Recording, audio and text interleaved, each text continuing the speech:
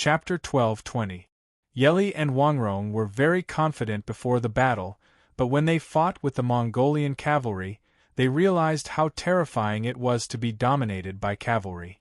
Mawali and Talyui's troops were like two sharp knives that stabbed into the abdomen of the Xia kingdom. 400,000 cavalrymen were enough to cover the sky and the earth. The Mongolian cavalry, who knew that they were not good at attacking cities, went around Xingqing Prefecture, the capital of the Xixia kingdom, and went south. They galloped through the Xixia territory, stirring up waves of fear. Slaughtering villages, slaughtering towns, slaughtering cities in order to spread fear, the Mongolian cavalry resorted to all means.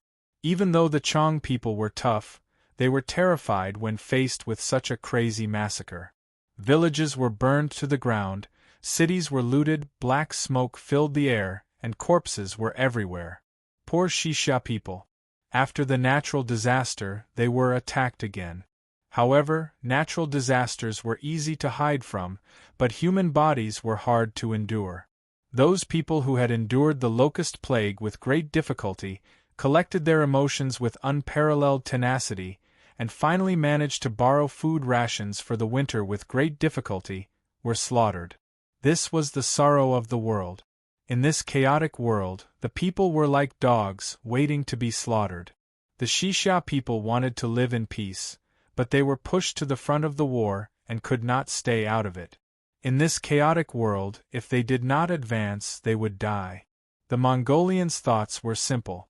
Xixia is worried about food, right? Then we will kill the people who eat food. The 400,000 Mongolian cavalrymen did not gather in one place. Instead, they spread out like a net, like a drop of water falling into the pool of the Xixia kingdom, using it to spread fear. The Xixia emperor, Li Yuanhao, was livid. He gave the Yeli and Wangrong brothers an order to stop the Mongolian cavalry and find a good opportunity to fight the enemy's main force. The Yeli and Wangrong brothers were generals on the battlefield. Since they had boasted in front of the emperor, they did not dare to give up. Seeing their country fall and their families in danger, the Xixia soldiers were filled with righteous indignation. In this way, the army with righteous indignation would win. On the 28th of November, after careful planning, the Xixia army finally blocked the Mawali troops in the southwest, and a great battle began in the vast wilderness. This battle showed the glory of the Xixia army. Even though Mawali was a fierce general and the Mongolian cavalry was only second to the great Xia cavalry, when they faced the western Xia army that fought to the death, they were still forced to retreat. But, just as the Xixia army was about to launch the final encirclement and annihilation of the Mawali tribe, an urgent report suddenly came from the Xingqing mansion in the capital city, saying that Talyui tribe was already approaching the capital city. So, the army was ordered to return as soon as possible. Just like that, all his efforts were in vain. The Mongolian Iron Cavalry was indeed an expert in using the Great Detour strategy. They targeted the weakness of the Xixia army, who were eager to fight a decisive battle. They used the Mawali tribe as bait to attract the Xixia army's main force. The hidden Talyui tribe quietly assembled and, like a divine army descending from the heavens, launched a surprise attack on Xingqing Prefecture. For a moment, the capital city was in a state of emergency. The Xixia army was suddenly caught in a dilemma. If they withdrew their troops at this time and returned to reinforce the capital, they would not only waste a great opportunity to encircle and annihilate the enemy, but they might also be caught up by the Mawali tribe. However, if they didn't send reinforcements, the capital would be in danger. Even if the Mongolian cavaliers were not skilled in sieging cities, Xingqing Prefecture only had less than 50,000 defending soldiers. As time dragged on, the Mongolian army would definitely slaughter their way into the city. As such, the kingdom was in danger. In the palace of Xingqing Prefecture, Li Yuanhao was as anxious as an ant on a hot pan when he saw Talyui's army charging towards the capital and the main force of the Xixia army being delayed in the southwest battlefield. They want to destroy my Xixia. Li Yuanhao gritted his teeth. Li Yuanhao only had two options. One was to surrender to the Mongolian Empire, and the other was to ask for reinforcements from the Xia kingdom. Li Yuanhao immediately rejected the first option. If it wasn't for the messengers, surrendering might have worked. However, Genghis Khan felt humiliated by the Xia kingdom and wanted to vent his anger. How could he accept the surrender of the Xia kingdom? The Mongolian Iron Cavalry would not stop until Xingqin Prefecture was destroyed. This was the Mongolian Empire's usual method of dealing with resistance forces. Only by doing so could they maintain the Mongolian Empire's terrifying image, destroy the enemy's will to resist, and reduce the number of sieges that gave the Mongolian Iron Cavalry a headache. Even Genghis Khan himself had to follow this iron law. Therefore, even if Li Yuanhao wanted to surrender, he couldn't. Moreover, with the Mongolian Empire's temperament, even if he accepted the surrender of the Xia kingdom, there would be endless conflicts. Both of them belonged to different civilizations. The only feasible option was to ask for reinforcements from the Xia kingdom. Li Yuanhao was also a person who knew when to yield and when to stand tall. He did not hesitate at all. He immediately contacted the envoys of the Xia kingdom and asked them to send troops to save the Xia kingdom. For this, the Xia kingdom was willing to recognize the Xia kingdom as their suzerain. Li Yuanhao certainly knew that there was no free lunch in the world. If he wanted to persuade the Xia kingdom to send troops, he had to show his sincerity. Recognizing the Xia kingdom as his suzerain was Li Yuanhao's diplomatic card. In this way, not only could he solve this crisis, but he would not have to worry about the Mongolian Empire's invasion again in the future. Li Yuanhao's plan was sound, but it was a pity that Ouyang Shuo did not fall for it. November 29, Shanghai City. In the imperial study, Honglu Minister Zhang Yi personally came to report the Xia kingdom's request for reinforcements. "How do you think we should reply?" Ouyang Shuo asked. Zhang Yi was startled and said, "This matter involves military affairs. It's not up to me to speak. It's up to the king to decide." Although Zhang Yi was a minister of Honglu Minister Zhang Yi, he did not lose his sense of propriety. He knew when to express his position and when to remain silent. Then, just drag it on. Don't reply. Yes. Zhang Yi looked thoughtful. Ouyang Shuo asked, "Is there any movement on the Tubo side?" The Mongolian Empire's invasion of the border this time was not only a threat to the Xia kingdom, but also the Tubo dynasty. However, for some unknown reason, the Ogdi Khaganate only threatened them and did not send troops. Zhang Yi replied, reporting to the king, "The Tubo dynasty has not contacted the Honglu Minister Temple." Ouyang Shuo nodded and said with a faint smile, "They can endure it. They won't give up until they reach the Yellow River." There was a hidden meaning in his words. Since the natural disaster in October, the Qin kingdom, the Tang kingdom, and the Song kingdom had been living a difficult life. According to the report of the mountain sea guards, the three kingdoms had been besieged by refugees. Among them, the Tang kingdom had the most refugees. Ouyang Shuo had sent people to spread the news that the Xia kingdom's food supplies were piled up like a mountain. They were willing to lend a helping hand to their allies. They had clearly expressed their intention to recruit other kingdoms. However, until now, no kingdom had responded. Ouyang Shuo's disappointment could be imagined. Seeing this, Zhang Yi thought for a moment and said, "Your Majesty, I think this is normal." "What do you mean?" Ouyang Shuo was puzzled. Throughout the history of Huaxia, natural disasters have never stopped. On the contrary, days of abundant food and plenty are rare. The people have long been used to it. Their tolerance for hunger is beyond imagination. Therefore, even if refugees are everywhere in the four kingdoms, it will not shake the foundation of the imperial court. How can they bow to our dynasty? Zhang Yi's words stunned Ouyang Shuo. This time, he had taken it for granted. Yes, such natural disasters can't defeat a few kingdoms. After all, as a modern person, Ouyang Shua could not understand the tolerance of hunger of the people in the ancient society where food and clothing were the highest pursuit. Thank you for reminding me. Ouyang Shua felt relieved. I dare not. Zhang Yi felt warm in his heart. He knew that the king was not in a good mood, so he took his leave. After Zhang Yi left, Ouyang Shua immediately issued an edict. Tell the Southwest Theater of Operations to be ready to intervene in the battlefield of Xixia at any time, but they must not be detected by the secret agents of Xixia. If it was last year, Ouyang Shua might have agreed to Li Yuanhao's request. However, the situation was different now. No one could change the trend of Great Xia to unify Huaxia. At this time, it was useless to ask for a vassal state of Xixia. Ouyang Shua's appetite was the same as Genghis Khan's. Xixia was a prey that had come to his door. However, he needed a little patience to subdue this prey. That afternoon in Chengdu, since the Shu Han dynasty submitted, the Southwest Theater of Operations Command had been transferred to Chengdu to lead the entire Southwest War. The edict that Ouyang Shua issued in the morning had been sent to the Yamen of the High Command. After reading the edict, Li Jing immediately understood. As the Southwest Theater of Operations Command, Li Jing paid close attention to both the Tufan dynasty in the west and the Xixia country in the north. How could the Battle of Xixia escape Li Jing's eyes?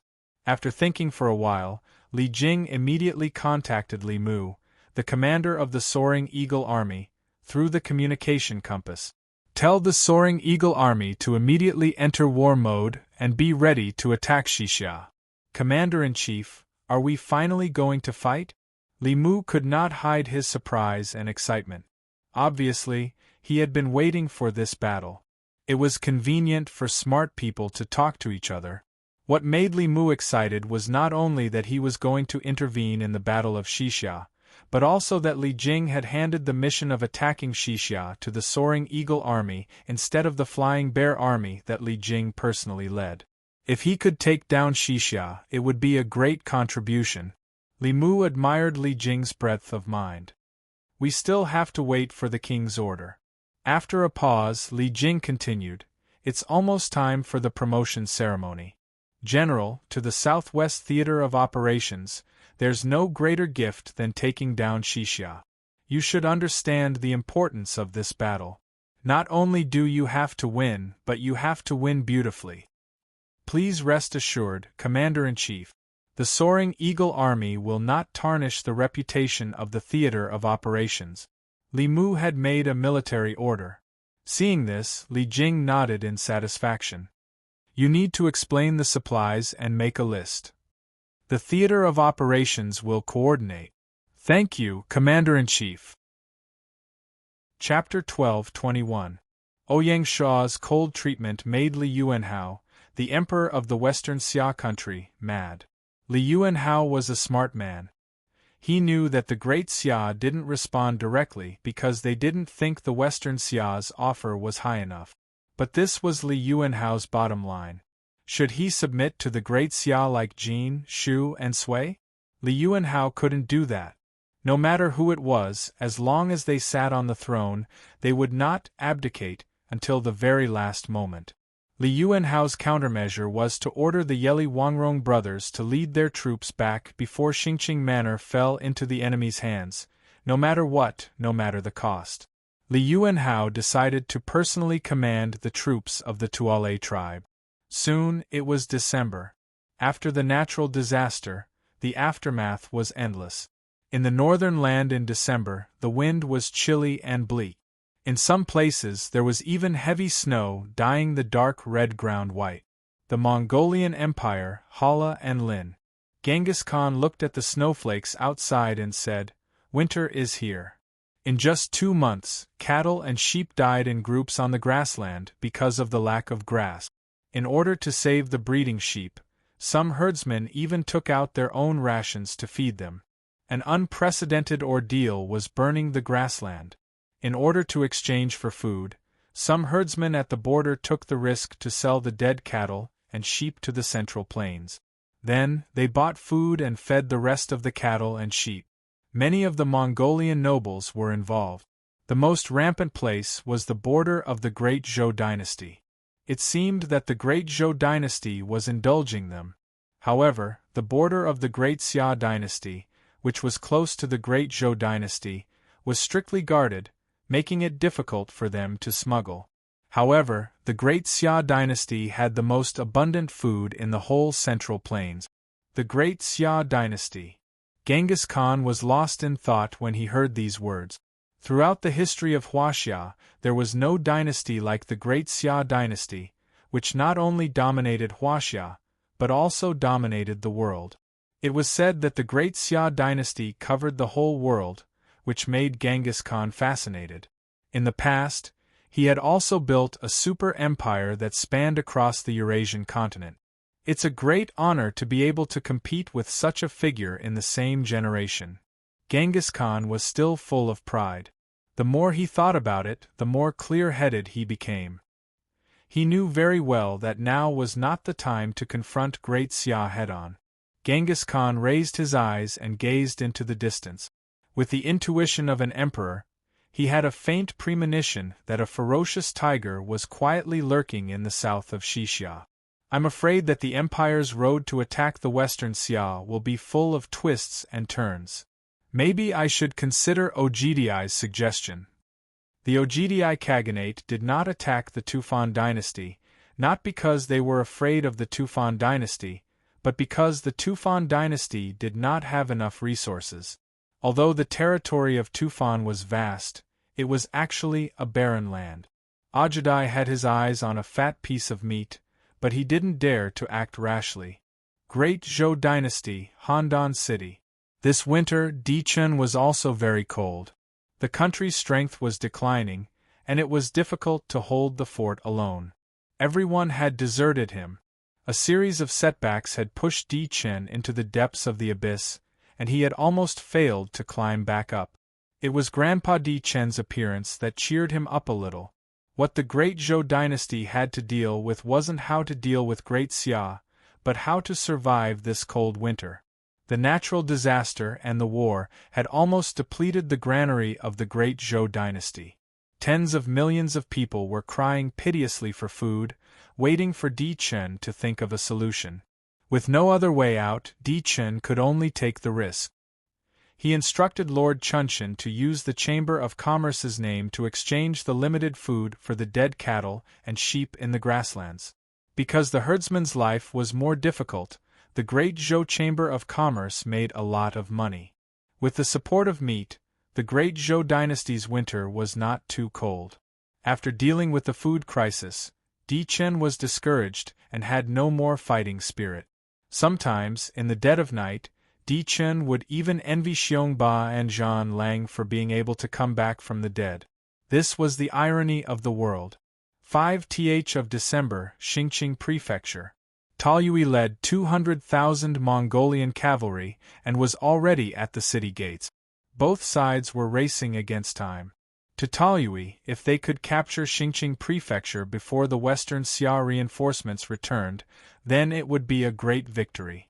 Li Yuanhao was naturally the opposite. The most powerful thing about the Mongolian cavalry was that they did not have any logistical burdens. For example, during the war with Western Xia, the two armies only brought 3 days' worth of rations. The rest of the rations were all consumed on the way. Because of this, the Western Xia people suffered a great disaster. In order to capture Xingqing Prefecture as soon as possible, he used a bloody method. He ordered his troops to drive hundreds of thousands of people from the surrounding villages and cities to help the Mongolian army attack the city. Countless pitiful people rushed to the city gates under the pressure of the Mongolian cavalry's arrows. They tried to knock down the gates with the simplest wooden battering rams. Xingqing Prefecture was the capital of a country. The city gates were as solid as a rock. How could they be so easily breached? Li Yuanhao had been forced to a dead end. He had no right to be merciful. The guards in the city had no choice but to attack their comrades and kill batch after batch of innocent people. In just one day, the moat outside the city turned pale red. And this was just the beginning. In the next few days, similar tragedies occurred. The entire moat was filled with corpses. The river was cut off. Not to mention the river, even the canals in the city were dyed red. It was a shocking scene. When the people in the city found out that even the well water was pale red, they vomited. In just 5 days, 600,000 people died outside Xingqing Prefecture. More than half of them were killed by the Mongolian army outside the city. It was to break the courage of the guards at the top of the city walls. Such a crazy act finally provoked the wrath of the people. Knowing that their compatriots were being mercilessly slaughtered like pigs and dogs, the Western Xia army that was still on the march burst out with unprecedented potential. They left a group to guard the rear and the rest of the main force to rush to Xingqing Prefecture. In order to stop the Mawali tribe, the Western Xia army that was guarding the rear launched a deadly charge. They were determined to die, and with grief and indignation, they pressed forward with an indomitable will. Facing such fearless enemies, the Mongolian cavalry was not afraid. What was originally an inconspicuous sniper battle turned into an earth-shattering battle. The two sides fought for a day and a night. None of the 100,000 Western Xia soldiers survived. Even the commanding general, Yi Liuqi, died on the spot. After the battle, only 3 out of 10 of the Mawali tribe survived. The victorious Mongolian warrior, Mawali, felt that he had a new lease of life. He bowed deeply to the battlefield full of corpses and said, "This is a group of opponents worthy of respect." After this battle, the Mawali tribe suffered heavy casualties and had no strength to pursue the enemy. They could only rest and reorganize on the spot. On the 9th day of the 12th month, Yili Wangrong led nearly 300,000 troops back to Xingqing Prefecture. The scales of victory once again tilted towards the Western Xia. But as soon as the Western Xia army arrived at the battlefield, they suffered a great loss. It turned out that Taoyui once again took advantage of the Western Xia army's desire for revenge to disguise the camp. He only left a few Mongolian cavalry in the camp, and the rest were disguised by the local people. The Western Xia army, who did not know the enemy's situation and only wanted revenge, plunged into the Mongolian camp. When they found that it was empty, it was already too late. They could only hear the rumbling of horses' hooves coming from outside the camp. Taoyui personally led the troops and attacked from both sides of the camp. The cavalry rushed into the camp and waved the butcher's knife at the Western Xia army, who had fallen into panic, setting off a monstrous massacre. The Western Xia army struggled to hold on.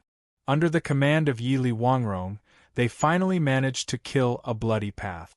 But they had already suffered heavy casualties, and their morale was low. Taoyui's tactics were indeed miraculous. When Li Yuanhao, who was in the city, received the news, he almost collapsed on the dragon throne. Chapter 12:22. 12th month, 10th day, Shulan's province near the West Xia border. The moment news of Toliai's army defeating the main force of the West Xia army spread out, Bear Legion Corps Marshal Li Mu decisively ordered the 1st Legion to sneak into West Xia. Li Mu was taking advantage of the time difference. At this moment, the West Xia Emperor did not ask for help from Great Xia, and Ouyang Shua did not give any orders. Li Yuanhao was not an emperor that would admit defeat so easily.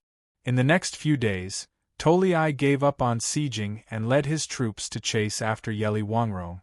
Fighting in the wilderness was what the Mongol cavalry were best at. The ferocious West Xia army, after suffering such a harsh warning, was continuously pursued by the enemy. They didn't even have time to catch their breath. They had a city, but they couldn't enter it, and they couldn't return home. It was really sullen. Toliai was really smart and used troops well. After successfully setting up an ambush, he immediately changed his strategy from sieging to wiping out the enemy. As long as the main force of the West Xia army was wiped out, how many days could Xingqing House last? Each day was a huge torture to the Xingqing House. Seeing the army being eaten up by the Mongol cavalry bit by bit, Li Yuanhao was really anxious. He was not willing to just sit there and wait for death. On the 13th day, he ordered Yeli Wangrong to lead his troops back into the city. That night, the moonlight was as red as blood. When Yeli Wangrong used a trick to shake off the enemy and swiftly retreated toward the city gates, the Mongol cavalry were like a pack of wolves that smelled blood, instantly chasing after him. This greatly shocked Yeli Wangrong. He really could not think of how the enemy could see through the illusion he had set up in such a short period of time and quickly catch up. Who knew that the Mongol cavalry were best at tracking? If they could take the chance to break through the city gates, it would be a huge benefit to the Mongol army. How would the West Xia army allow them to do that? To block the Mongol army and cover the main force as they retreated back into the city, 20,000 West Xia warriors volunteered to cover the back of the army.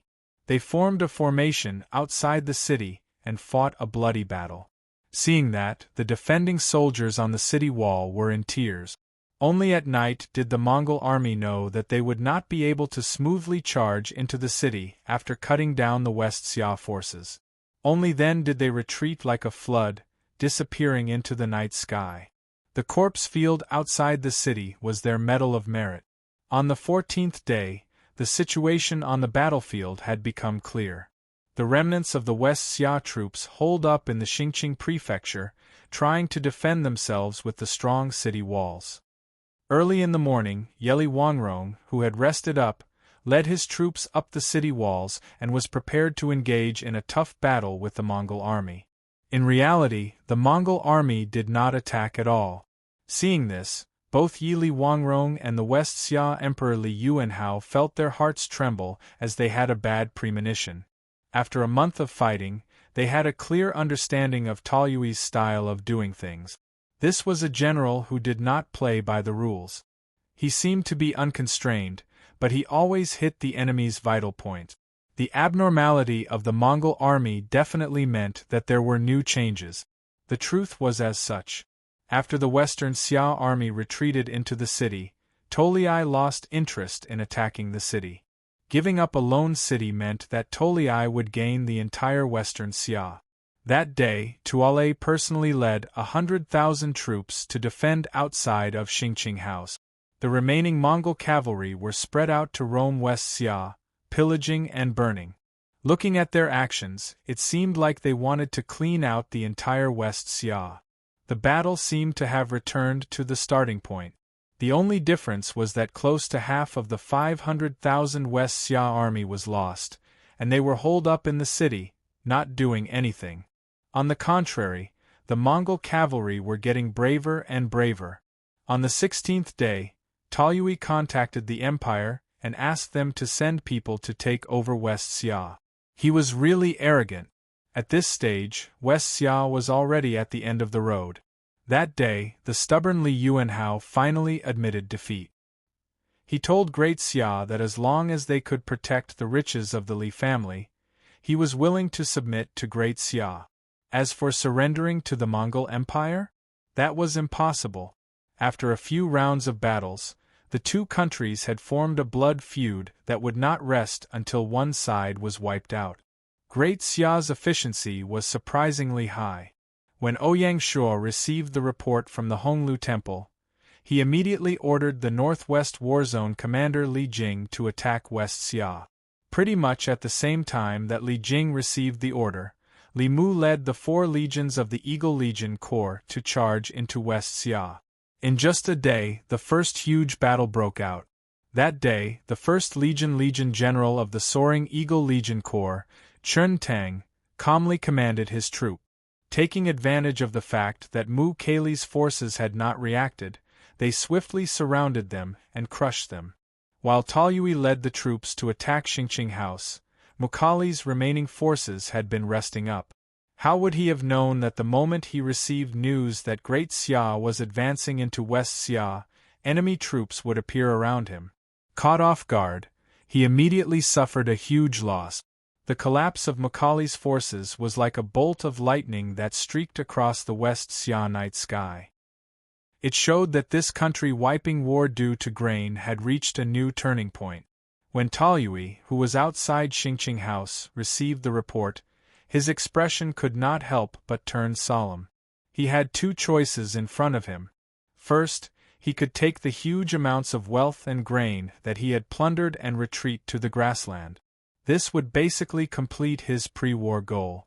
Second, he could go all out and attack Xingqing House. As the capital city of West Xia, Xingqing House had the most treasures and grain reserve. If he could take it down, the Mongol army would be able to eat their fill and not have to worry about winter. When that time came, they could either withdraw their troops or gather in the city to defend. Both were possible. Such a temptation was something that Taoyui could not resist. During this south conquest of West Xia, Genghis Khan had Mughali as the main general and Taoyui as the deputy. In the end, Mughali's forces suffered a crushing defeat while Taoyui's forces won many battles. This was a huge merit. If they could take down Xingqing House and solve the grain problem of the empire, the next khanate would be the Taoyui Khanate. Taoyui of the wilderness was different from the one in history. In history, Taoyui was a pure general who only knew how to fight on the battlefield. In the end, due to the suspicion of his third brother, Ajadai, he died. Luckily, Taoyui's descendants lived up to their expectations and took control of the Yuan dynasty bloodline. Even if Taoyui was not willing, he had to consider for his bloodline. Taking control of a khanate was his ultimate goal. Send my orders, gather up and attack Xingqing House. Taoyui made up his mind. Yes. The moment the military order was given, the clouds moved, and Xingqing House entered a tough battle once more. Back to the Great Xia Eagle Legion Corps. After the First Legion crushed Mughali's forces, the Eagle Legion Corps did not chase after them. They also did not rush forward to solve the siege of Xingqing House. Instead, under the leadership of Li Mu, they split into 5 paths, sweeping from south to north. Of course, the Eagle Legion Corps did not sweep the West Xia army. Instead, they surrounded the scattered Mongol cavalry in West Xia.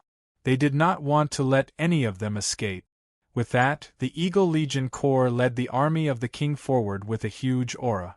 Each time they recovered a land, the army would spread the name and kindness of the Xia king, saying, "The Xia king is kind and could not bear to see the West Xia people being slaughtered by the alien races." Just like that, they bought the hearts of the West Xia people. To the people living in troubled times, whoever could protect their safety and return them peace and prosperity would be their savior, their king. West Xia was connected to the Shu lands, so the Chang race of the two places had contact with one another. Since the Chang race of the Shu lands submitted to Great Xia, their lives had been prosperous, and they were envied by the West Xia Chang people. Now that the Great Xia army had arrived, how could they not warmly welcome them? On the contrary, the West Xia Emperor Li Yuanhao had not done anything since he entered Xingqing House. He could not open up new territory or protect the people, making them feel extremely disappointed. Especially not long ago, hundreds of thousands of people were slaughtered by his own soldiers, and blood flowed like a river. That totally chilled the hearts of the West Xia people. Although Li Yuanhao was forced to do that, emotionally, the people still could not forgive him.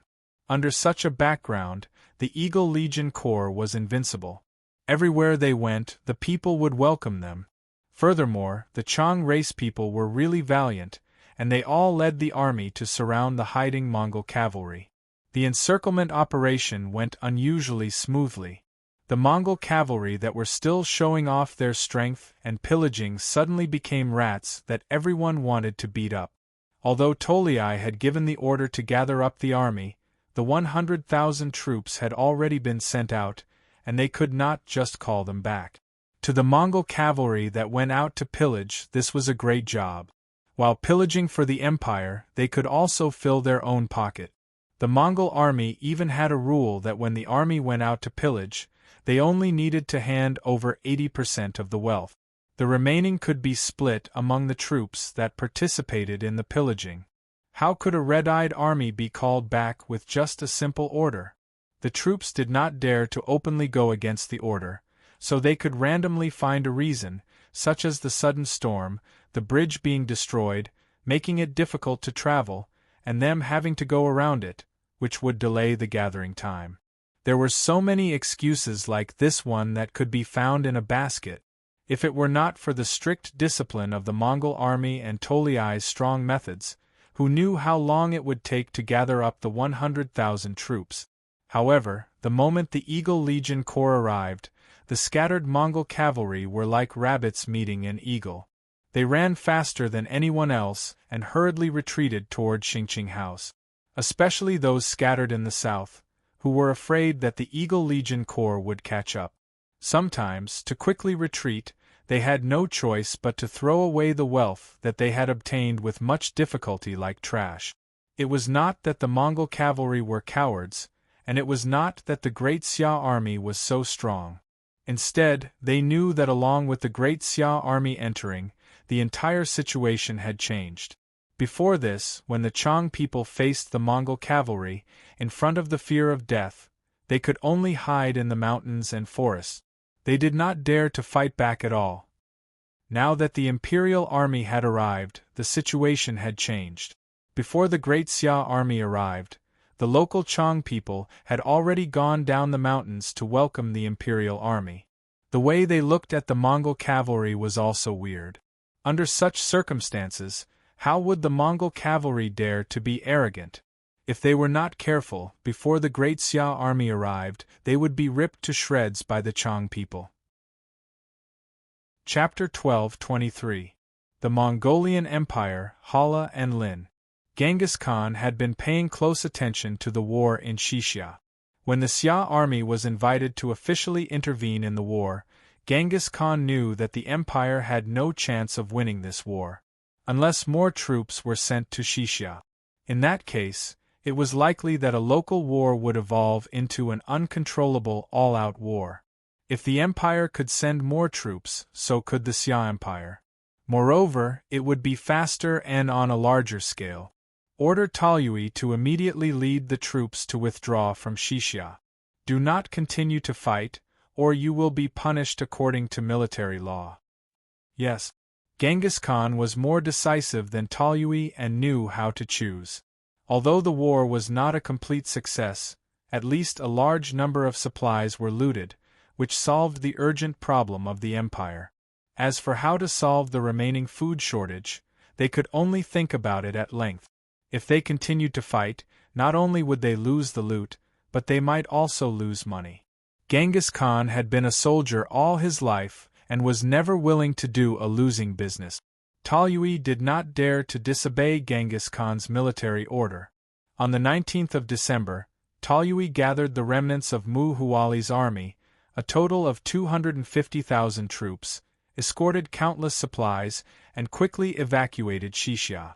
For this batch of supplies, the Mongolian Empire lost 150,000 elite cavalry, so it was not difficult to understand Taoyui's reluctance and grievance when he left Xingqing Prefecture.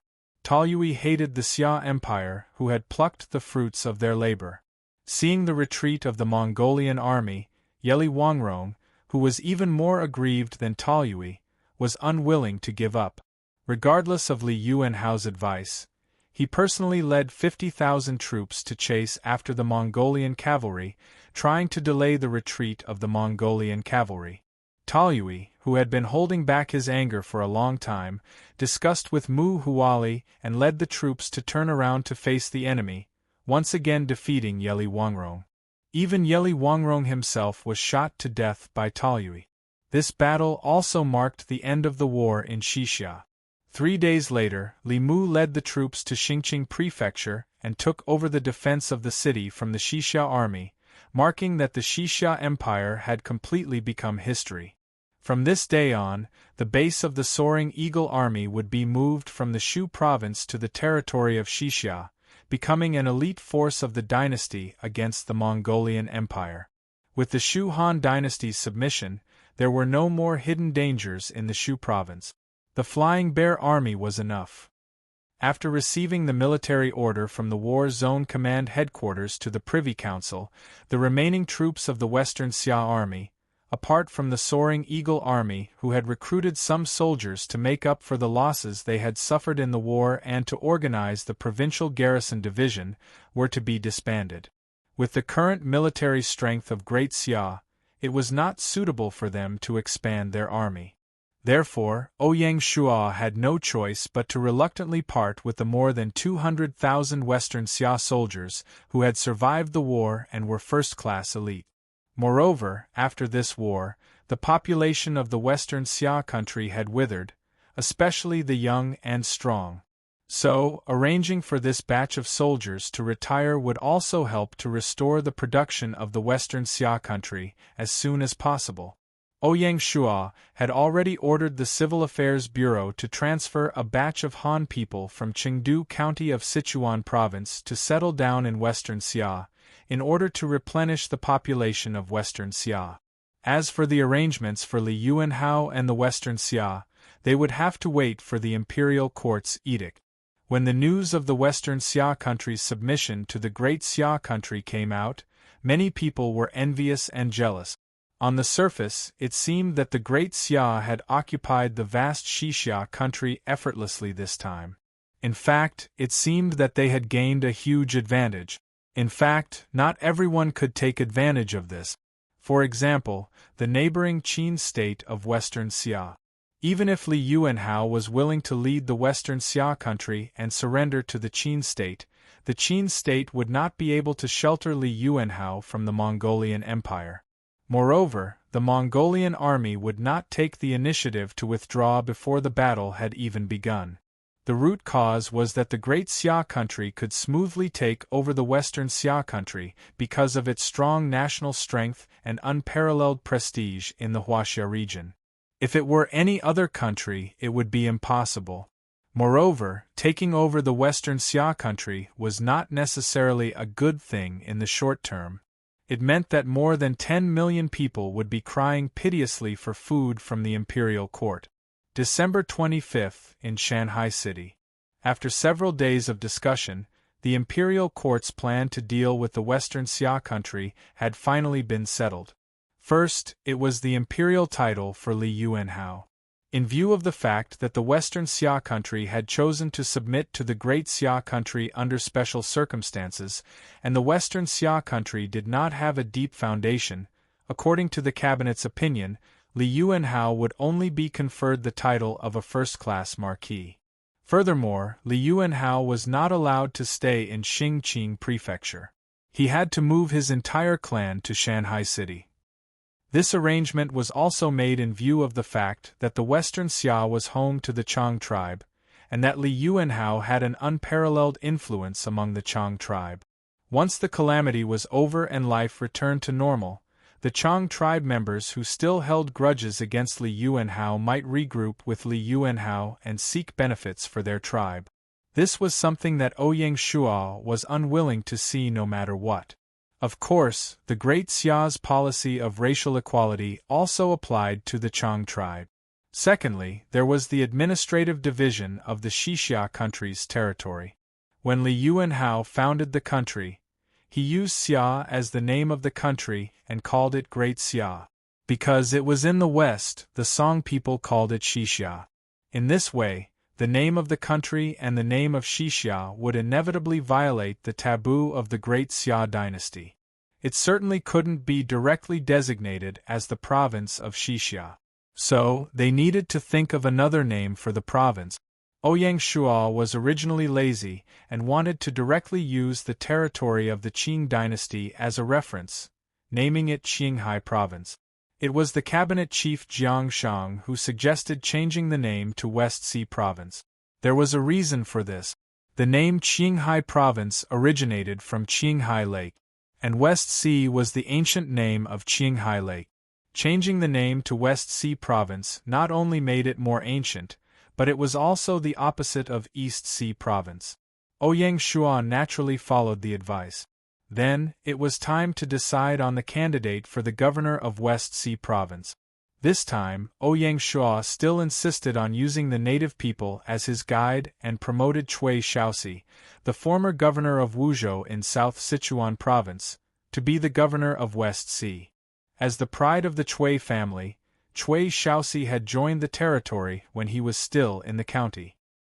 He had served as the magistrate of Yishui County, the magistrate of Tianfeng Prefecture, the chief administrative officer of Jinan County, and the governor of Wuzhou. This time, he was promoted again and finally became a high-ranking official. In just a few years, Chui Shaoxi had grown from a county magistrate to a third-rank provincial governor. Together with his sister Chui Yingyu, they formed the twin walls of the Chui family. This was because local officials had more opportunities for promotion than officials in the imperial court. It was not difficult to understand why some great Xia officials who wanted to become central officials liked to go to the local yamen to gain experience. This way they could increase their qualifications and get promoted. The person who replaced Chui Shaoxi as the governor of Wuzhou was an even more special person. This person was called Ouyang Huan. Before he was personally appointed by Ouyang Shua as the governor of Wuzhou, he was just an unknown official in the imperial court. With this promotion, he officially appeared in the eyes of the imperial court. It was not because Ouyang Huan was talented, but because of his special identity. Ouyang Huan was Ouyang Shua's distant third uncle and could be considered half a relative of the imperial family. He was also an outstanding member of the Ouyang family. His promotion to the governor indicated that the imperial family was beginning to gradually rise. Regarding this, from the cabinet to the imperial court, everyone tacitly did not discuss it. How could they allow others to criticize the emperor's family matters? In the imperial study of the palace, the person Ouyang Shua was meeting was Ouyang Huan, who had recently been the focus of attention.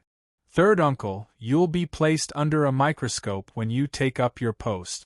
Too many people are watching your every move. By doing this, you are putting third uncle on the fire, Ouyang Shua said half jokingly and half seriously. Ouyang Huan was a middle-aged man. His face was resolute like it had been carved by a knife. One look and you could tell that he was a very powerful person. However, he was a man of few words and never spoke nonsense. This was something that Ouyang Shua especially admired. As a relative of the imperial family, the most taboo thing was to talk too much. As the saying went, the more you talk, the more mistakes you make. Once he said something wrong, not only would he embarrass himself, he would also damage the imperial family's reputation. This made things difficult for Ouyang Shua. The wheel of history had pushed the Ouyang family to their current position, so they had to constantly reflect on themselves. Hearing this, Ouyang Huan nodded and said, "Don't worry. I know. Third uncle, true gold fears no fire. This time in Wuzhou, you will definitely achieve great things." Ouyang Shua was very confident in his ability to judge people. The uncle and nephew looked at each other and smiled. In the blink of an eye, it was the 30th of December. According to the usual practice, Gaia would release a new round of system updates on this day. No one knew what kind of surprise or shock Gaia would bring this time. Chapter 12-24. Gaia's 6th year, December 30th. A system announcement resounded throughout the world. World announcement. On the 6th anniversary of Earth-On's launch, the game will undergo its 7th update. It will take effect immediately. For the details, please log on to the official website. The moment the announcement was made, Ouyang Shua logged into the official website as usual to check the update. 1. Cancellation of refugee respawn. Since the global situation was basically settled, Gaia had decided to cancel refugee respawn. If the territories wanted to increase their population, other than natural growth, they could only wage war. To a dynasty, population meant labor. Regardless of the era, labor was the foundation of a country's development. Gaia's cancellation of refugee respawn had a greater impact on a dynasty with a larger territory. Among them, the Great Xia dynasty was naturally the largest. With the Great Xia dynasty's latest territory map, the number of refugees respawned in a year was close to 100 million. By canceling refugee respawn, the Great Xia's population growth would rapidly slow down. This also meant that the dynasty would not be able to support an army of nearly 7 million for long periods of time. Although Ouyang Shua was depressed, Gaia's move could not find any loopholes. The reason was also very sufficient. Since they wanted to make the game world more realistic, a bug-like refugee respawn should not exist. The various territories had also reached a stage where they went from pursuing speed of development to pursuing quality. 2. Change the setting of the trial grounds. Ever since Gaia's 7th year, after a country was destroyed, the country's players would no longer be sent to the trial grounds. Instead, they would receive the same treatment as NPCs. They could either surrender or seek refuge with other dynasties. Such a setting reduced the difficulty of destroying a country in theory. The premise was that the two countries had commonalities in terms of civilization. If not, it would be very difficult. Gaia's move also made up for the slowdown in population growth caused by the cancellation of refugee respawn to a certain extent. As long as it was used properly, the massive player base would still be an inexhaustible treasure trove of human resources for the territories. Ouyang Shua could not help but guess. Could it be that the legendary trial grounds were already filled with players from destroyed countries? Was that why Gaia cancelled the setting? The mysterious veil of the trial ground had yet to be unveiled. 3. Change the setting of monster nests. Once the beasts leave their nests, they would no longer swarm outwards. It was very likely that they would use the nests as the center and establish a fixed territory, slowly encroaching on the surrounding territories. This meant that the monsters would become smarter and harder to deal with. In the foreseeable future, the wilderness would soon have lands such as Magical Beast Forest, Magical Beast Mountain Range, Magical Beast Valley, and Magical Beast Swamp. At the same time, adventurer players would also have a good place to go. 4. Open up the results of the First Industrial Revolution. Removing the restrictions of the First Industrial Revolution skill tree, as long as one had the corresponding research and development capabilities, they would be able to develop the relevant products and technologies of that period. The First Industrial Revolution began with the invention of the working machine, and was marked by the widespread use of the steam engine as a power engine. The factory system replaced the manual workshop, and the machinery replaced manual labor. It set off a revolution in the textile industry, metallurgy, coal mining, agricultural chemistry, and railway transportation industries. Looms, steam engines, steam locomotives, steam ships, cotton pulverizers, sewing machines, tractors, and other industrial products and technologies were introduced one after another. What Gaia wanted to promote was the spread of these technologies. It wanted to advance the wilderness from an agricultural civilization to an industrial civilization, completely subverting and changing the global landscape. Ouyang Shua rejoiced that he had started promoting full industrialization as early as the beginning of the year. From then on, apart from war, there would also be a round of technological and economic competition. Any lord with the slightest bit of brains would realize that as Gaia opened the floodgates to industrial technology, it would definitely lift the skill tree restrictions of the Second or even the Third Industrial Revolution. Before that, whichever dynasty had more technicians and technology reserves, that dynasty would be one step ahead of the others. The above 4 items were the full contents of this round of updates. There were no new expansion packs released, indicating that the game world Gaia was building was becoming more and more perfect. Gaia would also gradually reduce its interference in the game world, allowing it to evolve. Shanghai City Royal Palace. Another year had passed. Ouyang Shua stayed alone in the royal study, reflecting on the past year.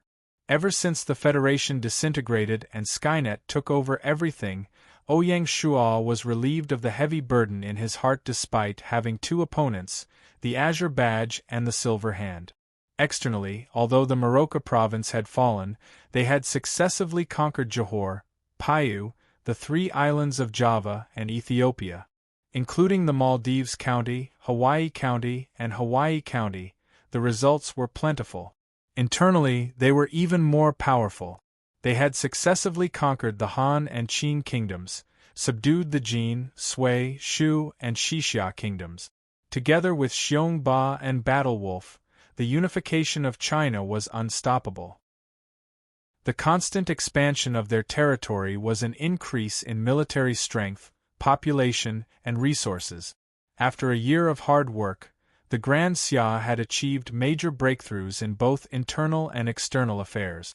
They had initially broken free from the restraints of the Silver Hand and the Azure Badge, establishing a stable rear. Even so, Ouyang Shua did not dare to slack off in the slightest. The seventh year of Gaia would be a year filled with opportunities and challenges. They needed to continue forging ahead. Internally, they had to speed up the pace of unification to create the conditions for optimizing the size of the army. Externally, they had to use the African and American battlefields as a medium to open up the path to global hegemony. Other than expansion, internal affairs were also of utmost importance. Ouyang Shua had a long way to go to govern a large empire and prevent it from deviating from its course. Especially with the wave of industrialization, the Grand Xia was bound to make changes. They had to mobilize all resources, stimulate internal motivation, optimize the industrial structure, and solidify the foundation of the empire. In addition, with the rise of the new social class and the new aristocrats, it was a huge test for Ouyang Shua to balance the various factions to prevent internal strife and unite against external enemies. The territory of an enormous dynasty was more than 5,000 kilometers, and its subjects numbered in the hundreds of millions. Not to mention understanding the feelings of the people, even if Ouyang Shua wanted to inspect the territory like he did in the past, it was already impossible for him to do so. What Ouyang Shua could rely on was the Grand Xia's civil and military group. Historical talents, aboriginals, players, commoners, aristocratic families, Han Dynasty, Tang Dynasty, foreign relatives, royal family, Han clan, foreign clans, central clans, overseas clans. In the present Grand Xia, from the confrontation between the two supergroups, the civil and military, to the showdown between the different dynasties and provinces, there were factions within factions and clans within clans. It was intricate and complicated as they weaved a large net.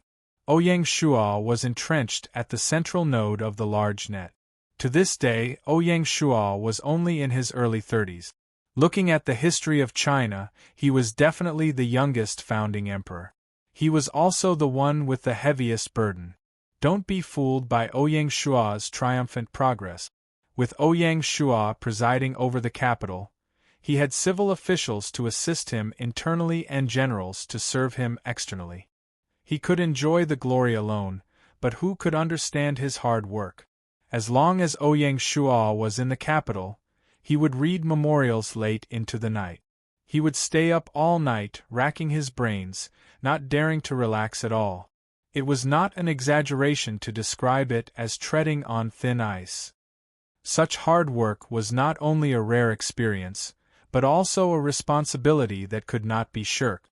Ordinary players, even top-tier players like Blood Romance, would never be able to imagine that an emperor like Ouyang Shua stood on a completely different level from them. It could even be said that they were two completely different worlds.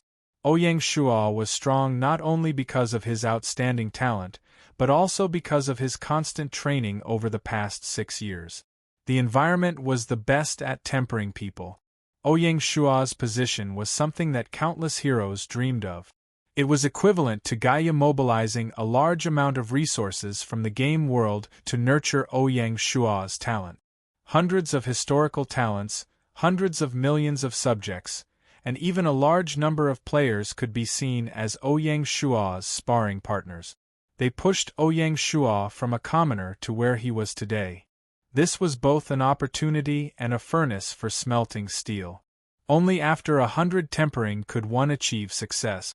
Although Ouyang Shua did not forget his original intentions, He had no choice but to shoulder the heavy burden of spreading the Chinese civilization to the entire world, making it the future hope of planet Earth.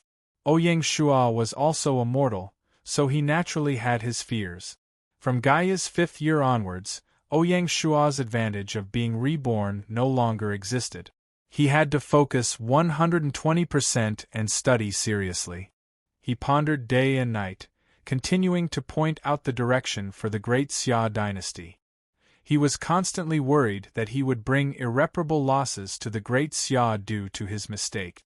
Outsiders only knew that the great Xia dynasty was smooth sailing, as though the heavens were helping them. Little did they know that in order to formulate a development strategy for the dynasty, Ouyang Shua had suffered insomnia day and night. Only his wife, Song Jia, knew a thing or two about it. For this, Song Jia had already resigned from all her external positions. She had given up her dreams of being an entertainment pontiff. She was willing to be the woman behind Ouyang Shua, managing the harem and creating a small world for Ouyang Shua to rest in. The couple helped each other in times of need. The path of an emperor was never just filled with flowers and wine. It was filled with thorns, torment, loneliness, and choices. It was a representation of abandoning one's personal desires. Just as Ouyang Shua was deep in thought, a clear voice came from outside the door. "Brother!" It was like a clear spring that washed away the gloominess in the room. It was also like a ray of sunlight that shot into Ouyang Shua's heart. It made him subconsciously reveal a smile. Chapter 12:25. At the beginning of the year, right after the Lantern Festival, Binger went to Cheongzhou County to observe the politic. In the blink of an eye, a year had passed. Looking at the girl who ran into the study, Ouyang Shua was in a trance. His face was warm. It seemed that every time he saw Binger, she would always bring him a surprise. After a year of experience, the girl had become capable, but it didn't hide her lively nature. As soon as she came in, she took a chair and sat next to Ouyang Shua, telling him about the interesting things in Cheongzhou. Because Binger was still young, Ouyang Shua let her go to Cheongzhou to observe the politic. Binger was also very happy. She had seen everything in the past year. According to Binger, she had lived in a village and experienced farming. She had followed the tax officer to the market, been to jail, and lived in a civilian house. Her life was colorful. These things couldn't be learned from books. Ouyang Shua just listened silently and didn't express any opinions. He didn't want to limit Binger's growth with his own principles and values. Every individual should be unique. Seeing that it was noon, Ouyang Shua stood up and interrupted the girl. He smiled and said, "Let's go for lunch. Your sister-in-law has prepared your favorite vinegar duck." Okay. Binger didn't jump around like Ouyang Shua had imagined. She just responded crisply. Ouyang Shua was startled and then smiled. After accompanying Binger for lunch, Ouyang Shua didn't rest and returned to the imperial study again. Tomorrow was the imperial ceremony, and it happened to be New Year's Day. There were many complicated things that Ouyang Shua had to decide on. The highlight of the event was the new round of crowning ceremony. For every ceremony, no matter if it was to reward meritorious people or to gain good luck, there would always be a round of conferring titles. This time, Ouyang Shua was prepared to follow the example of the Tang dynasty's Lingyan Pavilion and set up the Mountain River Palace to select 24 meritorious officials and generals to stay in as a reward for their contributions to Great Xia. There were many talents in Great Xia, including the essence of China. It was much more difficult to select 24 from these talents than during the Tang dynasty. Of course, the Mountain River Palace wasn't limited to 24 people, but in order to ensure its authority, the next batch of people to stay had to wait until Great Xia became an imperial dynasty. The selection criteria was naturally based on merit. After much deliberation, Ouyang Shua finally came up with a list of 24 meritorious contributors before the ceremony. They were Bai Qi, Jiang Shang, Xiao He, Huatsubing, Han Xian, Wei Yang, Zhang Liang, Du Ruhui, Jia Su, Shi Wansui, Fan Li, Zheng He, Shin Buhai, Sun Bin, Eli, Zhang Yi, Cui Yingyu, Lu Mo, Zhang Han, Di Qing, Yu Daio Tianwenjing, Fan Zhongyan, and Su Chu. Other than the head of the 7th Research Institute, Lu Mo, everyone else was a genius in history. The 7th Research Institute led by Lu Mo had made great contributions to the development of firearms and the industrialization of the dynasty. It was only natural for it to be included in the list.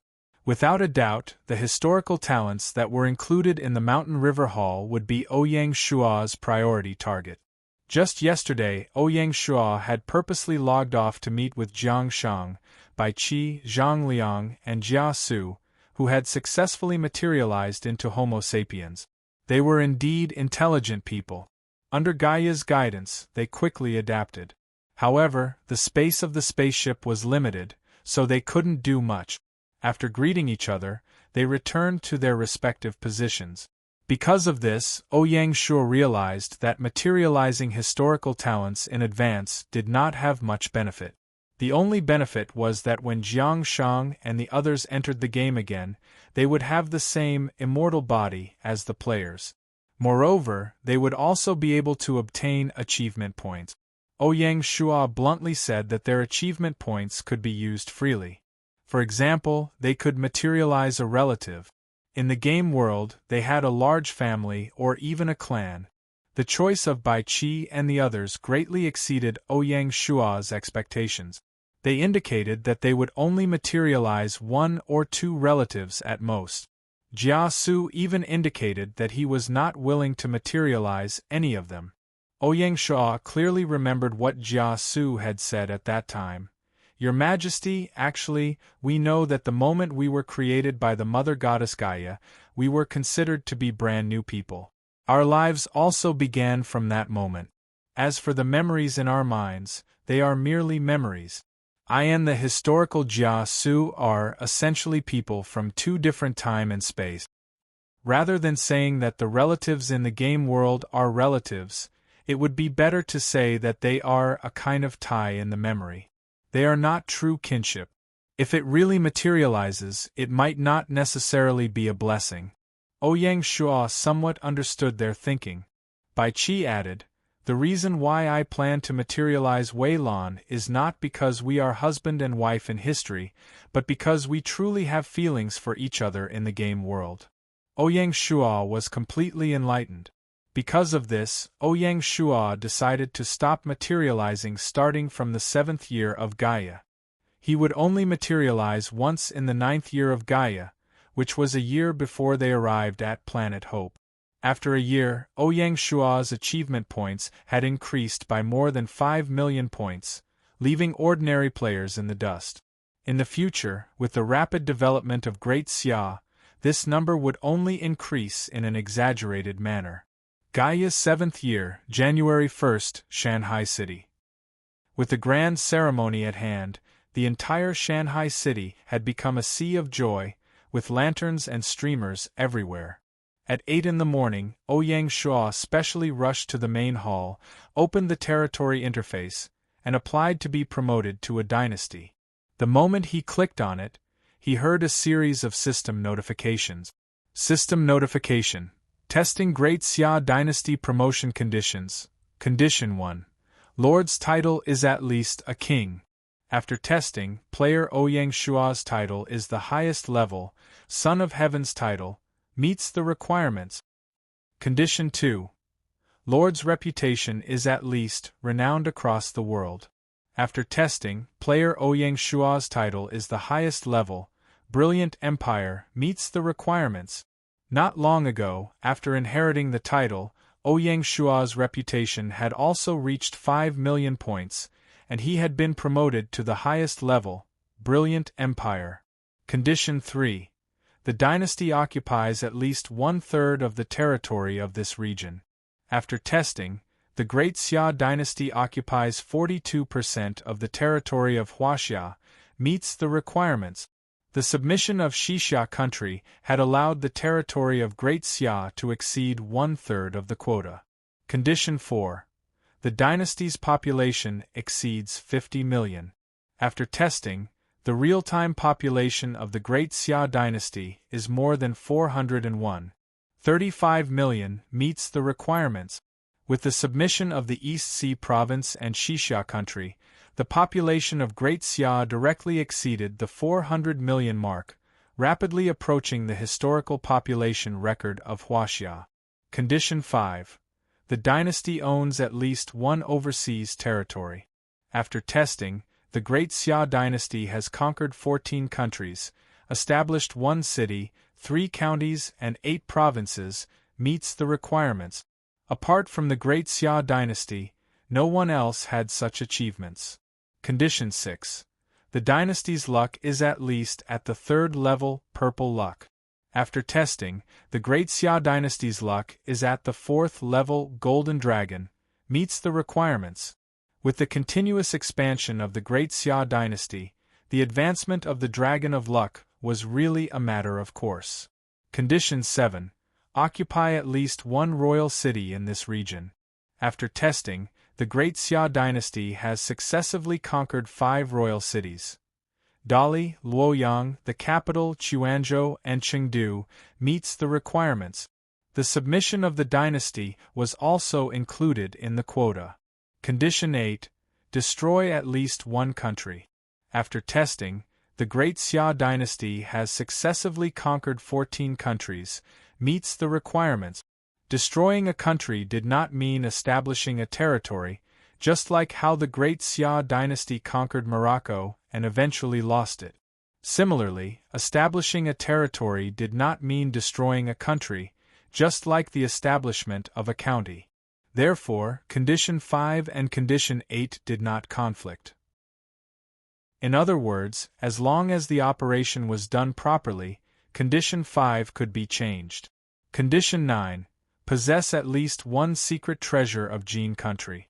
After testing, the Great Xia dynasty has the secret treasure Jiuzhou Royal Cauldron, meets the requirements. Among the 9 basic conditions, the Great Xia dynasty had exceeded all of them except for the secret treasure of Jin country. System notification. Test complete. The Great Xia dynasty has met the conditions to become a dynasty. Do you want to promote? Promote. As soon as Ouyang Shua's voice fell, a strange phenomenon appeared in the sky. A ray of colorful light that was as thick as a millstone rose into the sky from the Xia palace. In an instant it shot into the sky. Then, groups of colorful auspicious clouds appeared in the sky, mixed with rays of colorful auspicious lights. An auspicious sign from the sky. As soon as the auspicious sign appeared, a system announcement spread all over the world. Chapter 12:26. World Announcement.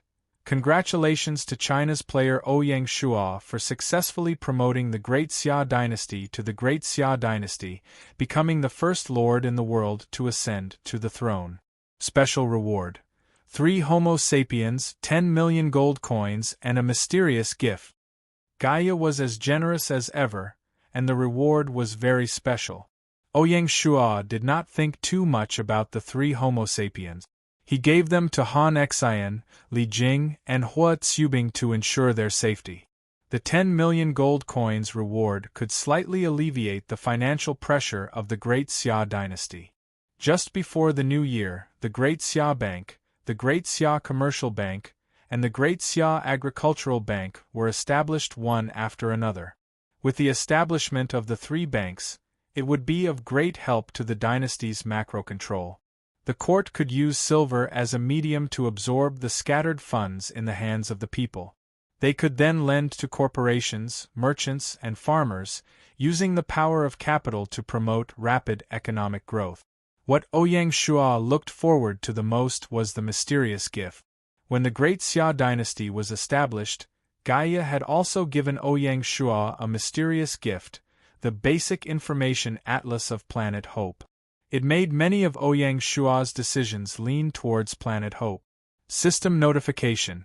Congratulations to player Ouyang Shua for obtaining a mysterious gift. Do you wish to receive it now? Receive. System notification. Starting to draw a mysterious gift. System notification. Congratulations to player Ouyang Shua for obtaining a special item. You have obtained an Imperial Death Talisman. Congratulations! Imperial Death Talisman. After use, you can choose any NPC Emperor to die immediately. Ouyang Shua could not help but gasp after reading it. This item was like a bug that could kill without leaving a trace. Seeing this, Ouyang Shua carefully kept it in his pocket. Ouyang Shua would not use this talisman unless it was a critical moment. After receiving the mysterious gift, Ouyang Shua was about to leave the hall to participate in the promotion ceremony when he heard a system notification. System notification. After the Great Xia dynasty has been promoted to a dynasty, the capital, Shanghai City, has been given a chance to relocate. Do you wish to relocate it now? Friendly reminder. The relocation area is limited to the Lianzhou Basin. Ouyang Shua was stunned. He did not expect such a thing. In fact, as the dynasty's territory continued to expand, the discussions about moving the capital had never stopped. Those who proposed moving the capital believed that Shanghai City was located in a corner of the southwest coast of the Huaxia region, far away from the Central Plains. Although there was no threat of security, it was not beneficial to the surrounding territories and was not conducive to strengthening the monitoring of the local provinces. Moving the capital to the Central Plains was a good choice.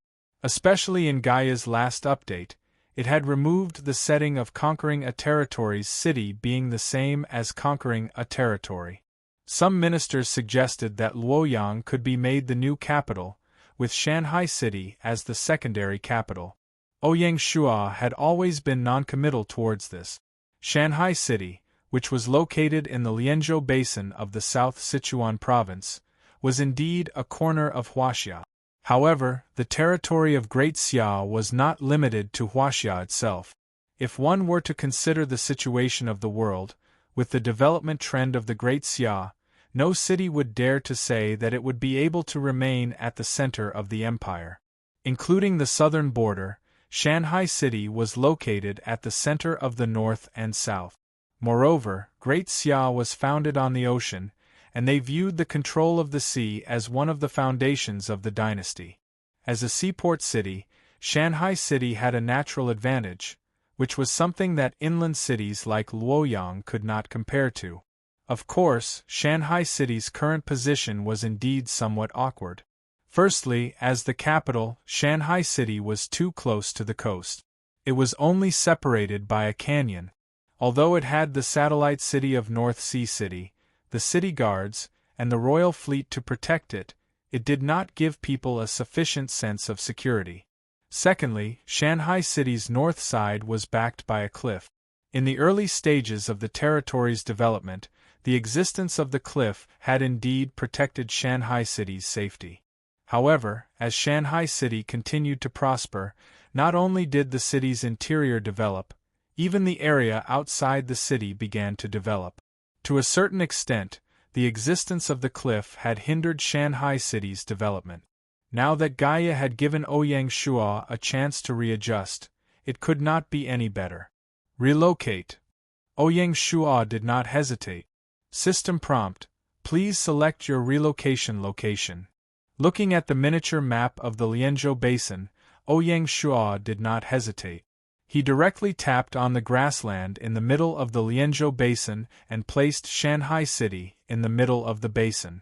To the north of the city was the beautiful Blessed Lake. As such, not only could Shanghai City be far from the coast, but the grassland was also vast and flat, giving Shanghai City sufficient space to expand.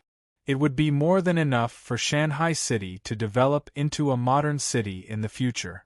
System prompt: relocation location confirmed. Would you like to relocate now? Ouyang Shua was stunned. He asked, the center of the grassland is where Blessed City is. What will happen to Blessed City after Shanghai City is relocated there? Will it disappear? System prompt: Blessed City will be relocated to Shanghai City's current location. Ouyang Shua then calmed down. Relocate. As soon as he finished speaking, the two cities instantly switched positions, as if the stars had shifted. The entire process took less than 5 seconds. Everyone in the two cities, including Ouyang Shua, did not feel anything. To Gaia, it was just a matter of exchanging a set of data. System prompt: relocation complete. After being promoted to the capital of the dynasty, Shanghai City has one more chance to mirror. Would you like to activate the mirror now? What does that mean? Ouyang Shua did not understand. Of course, Ouyang Shua understood the term mirror. If one were to look at it from the name alone, it seemed to be duplicating Shanghai City, doubling the size of Shanghai City. This gift was too much. After 6 years of construction, Shanghai City had reached its current scale under the condition of acceleration.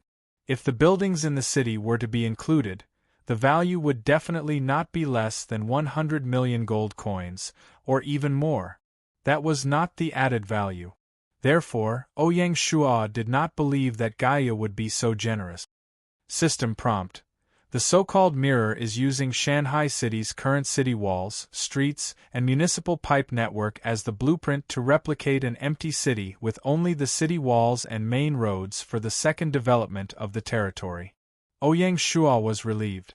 For example, in reality, if the government wanted to build a new city district, whether it was a residential area or a commercial office building, it would be the work of the real estate developers. The government's responsibility was to build the municipal roads and connect the municipal pipe network, such as water, electricity, communication, and gas.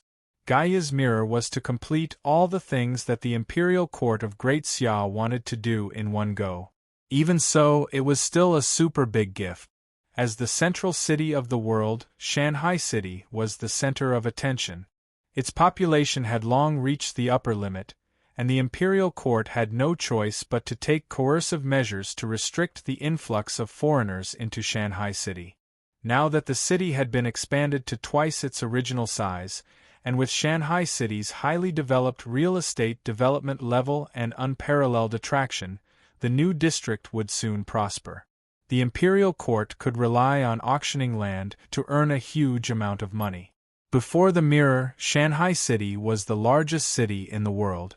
After it was expanded to twice its original size, it was almost the same size as Shenzhen in the real world. For an ancient city, it was indeed exaggerated.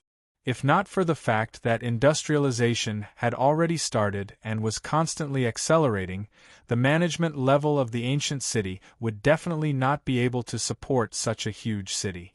Ouyang Shua could already imagine that in the near future, bicycles and railcars would replace livestock and horse carriages in Shanghai City. Shanghai City was about to enter the era of steam.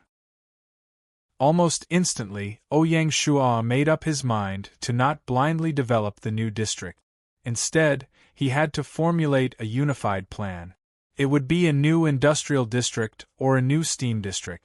In the future, the old district of Shanghai City would still maintain the charm of the ancient buildings, while the new district would be an industrial experimental field.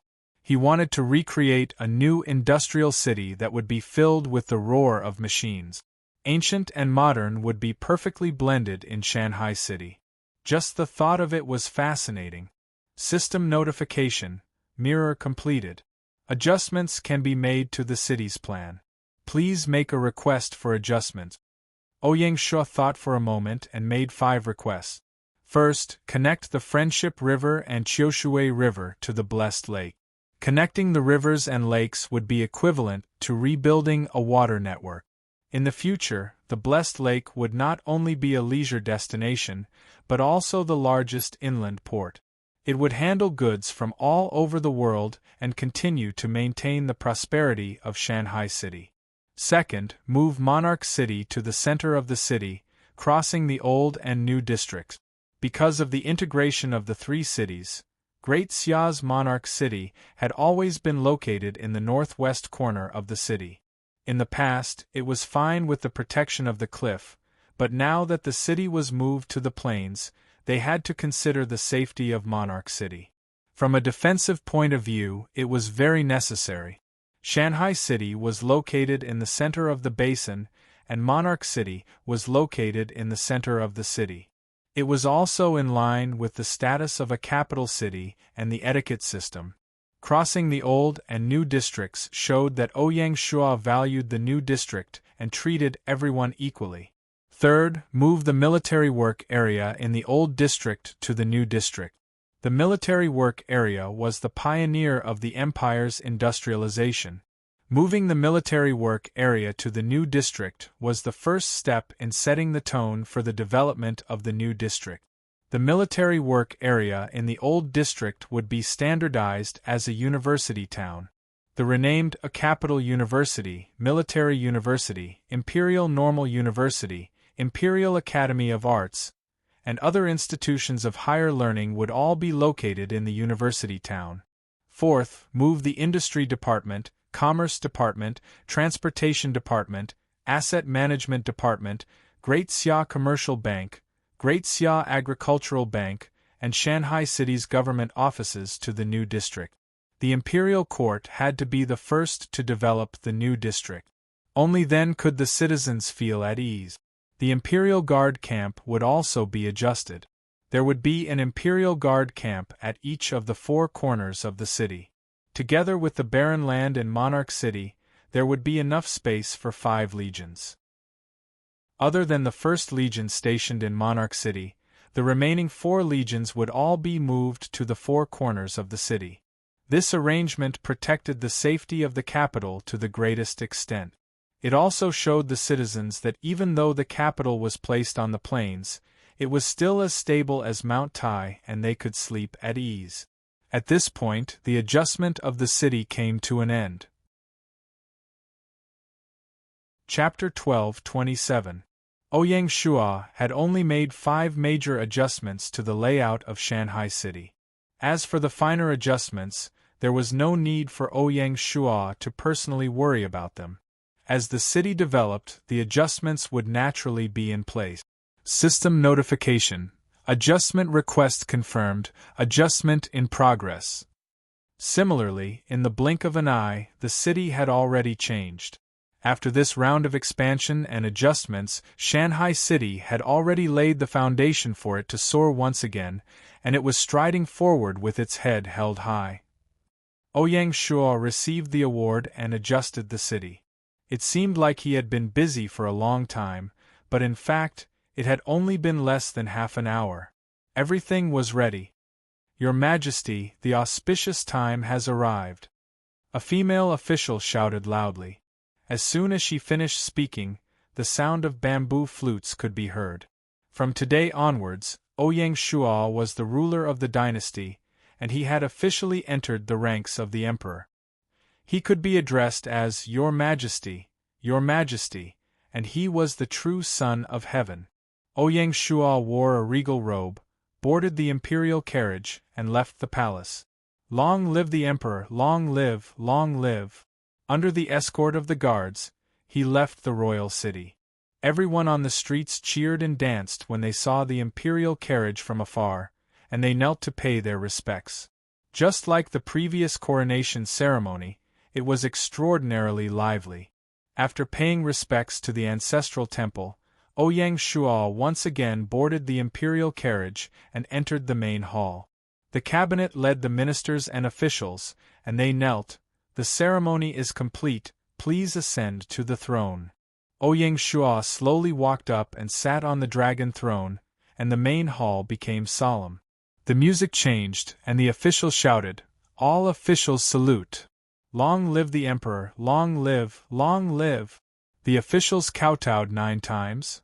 Ouyang Shua sat on the dragon throne, and because he had a similar experience, he calmly said, "All my beloved officials, please rise. We thank you for your grace." Ouyang Shua said, "The imperial court was able to become an imperial court, and its prosperity is all because of the meritorious civil and military officials. I will not be stingy with the rewards." The cabinet led the hundreds of officials, and they bowed 3 times. After I ascend to the throne, I am willing to follow the example of my predecessor, and establish the Shanha Palace, and list 24 meritorious officials. As soon as he finished speaking, the eyes of the civil and military officials lit up, and they were filled with anticipation.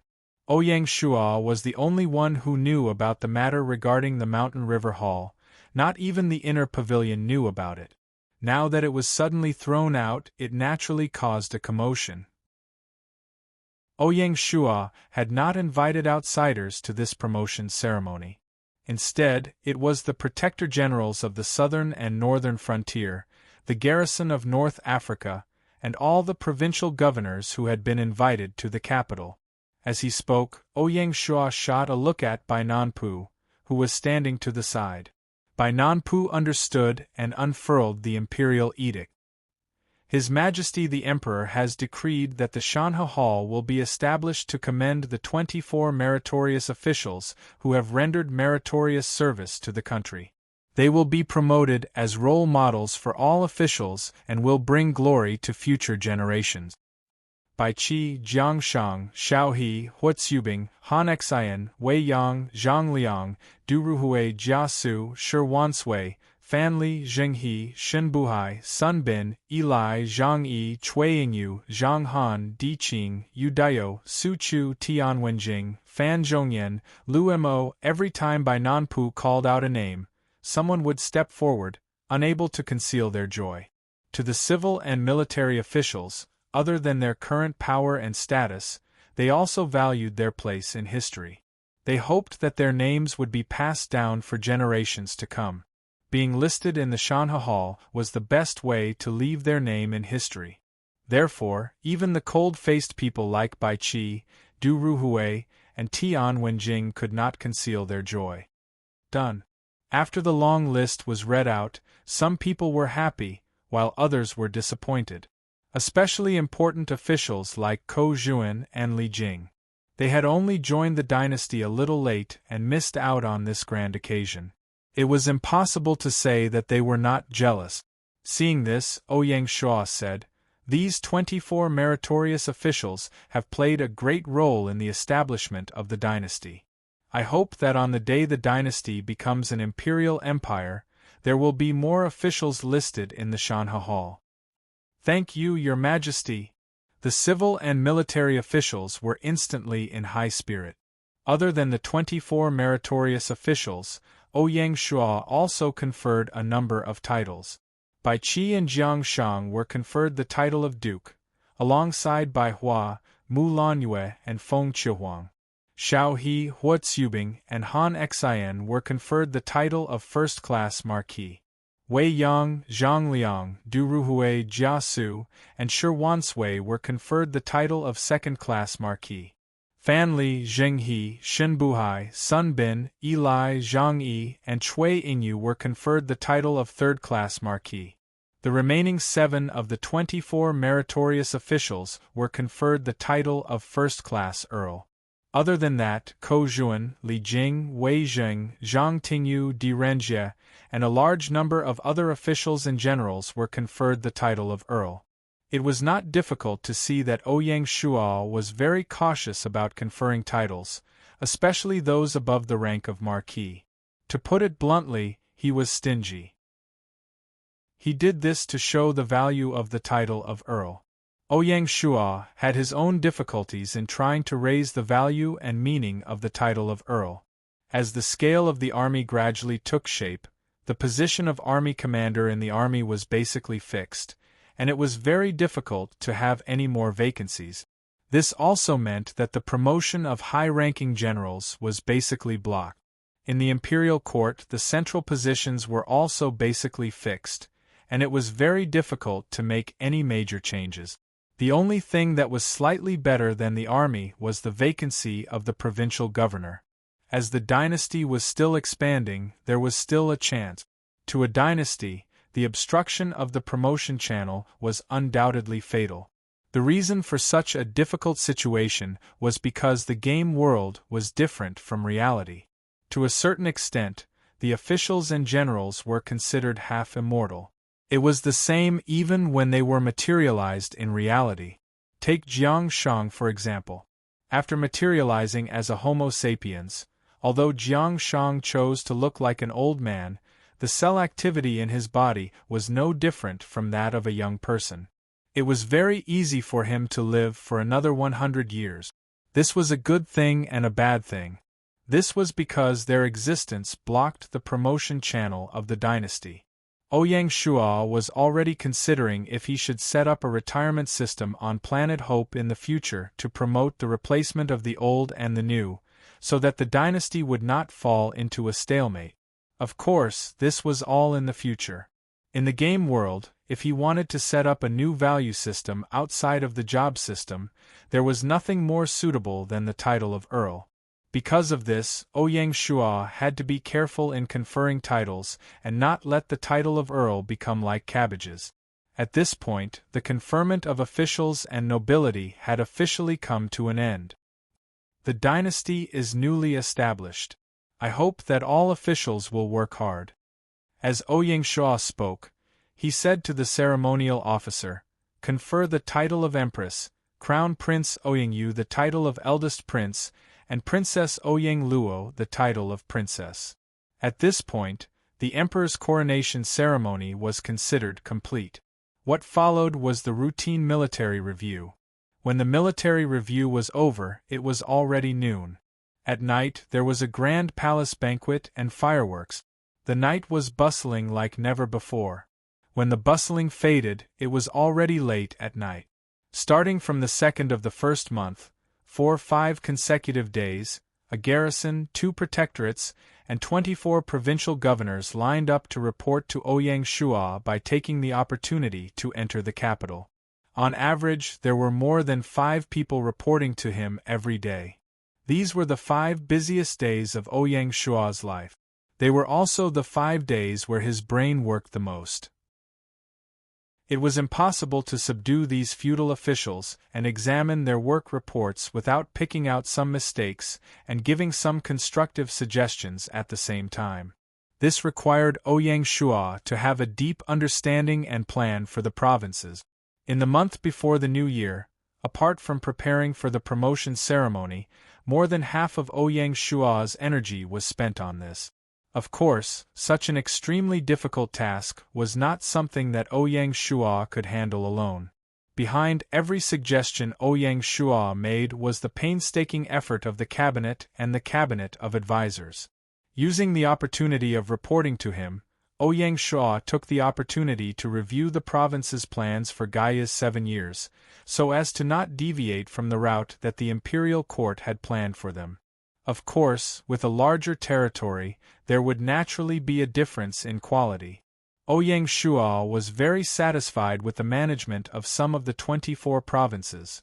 There were even unexpected surprises. For example, Hu Zongxian's reorganization and planning of the river province made the cabinet's eyes light up. There were some that were not satisfactory. During the report, Ouyang Shua did not show any mercy. He directly reprimanded the governor. "If you do not wake up and guard against arrogance and rashness, we will remove you from your post." Ouyang Shua was a man of his word. With the dynasty's development to this stage, removing 1 or 2 governors would not cause any unrest. Chapter 12:28. On the 8th of January, the governors had all returned. Even Binger returned to Jingzhou County to observe the politic. Since Binger did not dislike such a lifestyle, Ouyang Shua was prepared to let her train in Jingzhou County for a few years. Ouyang Shua smiled bitterly as he recalled how the governors had carefully asked him when he would be promoted to an imperial dynasty before they left. On the night of the ceremony, Ouyang Shua had checked the requirements to become an imperial dynasty. Compared to the 9 requirements for a dynasty, an imperial dynasty only required 3. Requirement 1: unify the China region. There was nothing much to say about this. Unifying China had always been Great Xia's goal. If everything went smoothly, Gaia would be able to achieve this requirement in 7 years. Requirement 2: become the overlord of the Asia region. This was a little difficult. Thinking about the circumstances under which Great Xia established itself as the overlord of the China region, it was obvious how difficult it was. The Asia region was the strongest region in the world. Other than the Great Xia dynasty, there were also the Romanov dynasty, Ashoka dynasty, Maurya dynasty, Gupta dynasty, Persia Empire, and Arabia Empire. Even the Caesar dynasty occupied a corner of the Asia region. If Great Xia wanted to become the overlord while surrounded by enemies, it would be impossible to achieve it without destroying a few dynasties. The biggest challenge would be the 3 dynasties in the India region. Requirement 3. Gain the recognition of the global dynasties. This was even more difficult. Thinking about Great Xia's situation, to gain the recognition of the global dynasties was basically equivalent to smashing the cake of the silver hand and azure badge. Otherwise, it would be impossible to achieve. Other than the above 3 requirements, there were no requirements for titles, reputation, territory, luck, or population. As long as the above 3 requirements were met, all the basic requirements were included. Ouyang Shuo wondered if Gaia had never thought of promoting a dynasty to an imperial dynasty by setting such stringent requirements. After all, including Gaia's 7 years, there were only 4 years left in the game world. No matter what, I have to give it a try. The moment he checked the requirements, Ouyang Shuo made up his mind to promote Great Xia to an imperial dynasty. This was his ultimate goal in the game world. With that, he had no regret. While Ouyang Shuo was being briefed by the governors, the relocation and doubling of Shanghai City's expansion had begun to ferment. Gradually, it became the most popular matter in Shanghai City, and even the entire imperial dynasty. The popularity of this incident had already surpassed that of the promotion ceremony that had just ended. Anyone with a discerning eye could see that compared to the crowded old district, the new district was a virgin land that had yet to be developed. It contained unlimited opportunities and wealth. For a time, no matter if it was the common people, high officials, or nobles, chatting on the streets, meeting in tea-houses, or contacting in secret, the focus of their discussion was mostly the matter of the new city. Everyone was eager to occupy a place in the new city. However, the Yamen of Shanghai City was very secretive about the planning of the new city area. No matter how the high-ranking officials, nobles, merchants, and gentry tried to ask about it indirectly, from the Yamen of Shanghai to the ordinary officials, they did not say a word, which made people anxious. The government of Shanghai City was in a difficult position. A few days ago, the imperial court had taken over the overall planning authority of Shanghai City from the government of Shanghai City and handed it over to the executive yuan to take the lead. The finance department, the industry department, the civil affairs department, Jingshu University, and many other institutions were involved. The cabinet was responsible for the review. The standard was so high that it exceeded everyone's imagination. Before drawing up the overall plan for Shanghai City, the first thing the cabinet did was to adjust the administrative division of Lianzhou County. On the morning of the 9th of January, in the Palace of Royal City, as the Jingshu University, the military university, and the Imperial Guards moved out, Royal City suddenly became empty. As far as the eye could see, there were busy craftsmen everywhere. Whether Ouyang Shuo was willing or not, it was necessary to expand the palace in order to match the status of the dynasty. According to the plan, the entire royal city was divided into 3 major areas. The south and north were the boundaries, and the entire north was the palace area. The south was divided into 2, the west was the government area, and the east was the Temple of Heaven and the Ancestral Temple. The camp of the First Legion of the Imperial Guards was no longer concentrated in one place. Instead, it was divided into 5 large drill grounds, and every key area of Royal City was guarded. They patrolled day and night to protect the safety of Royal City. According to the system, the First Legion no longer participated in external battles. The outer palace of the palace was guarded by the Divine Guards, and the harem was led by Hua Mulan, who was the female palace guards. For this reason, Ouyang Shuo specially approved the expansion of the divine guards to a scale of 5,000 people. In this way, even if Ouyang Shuo went out, he could still leave 2,000 divine guards to guard the palace. Other than the defense on the surface, the shadow guards had recruited a large number of martial arts experts from the pugilistic world in recent years. Each of them was skilled and hidden in every corner of the palace. If anyone really wanted to enter the palace to assassinate the emperor, they might have gone to the wrong place.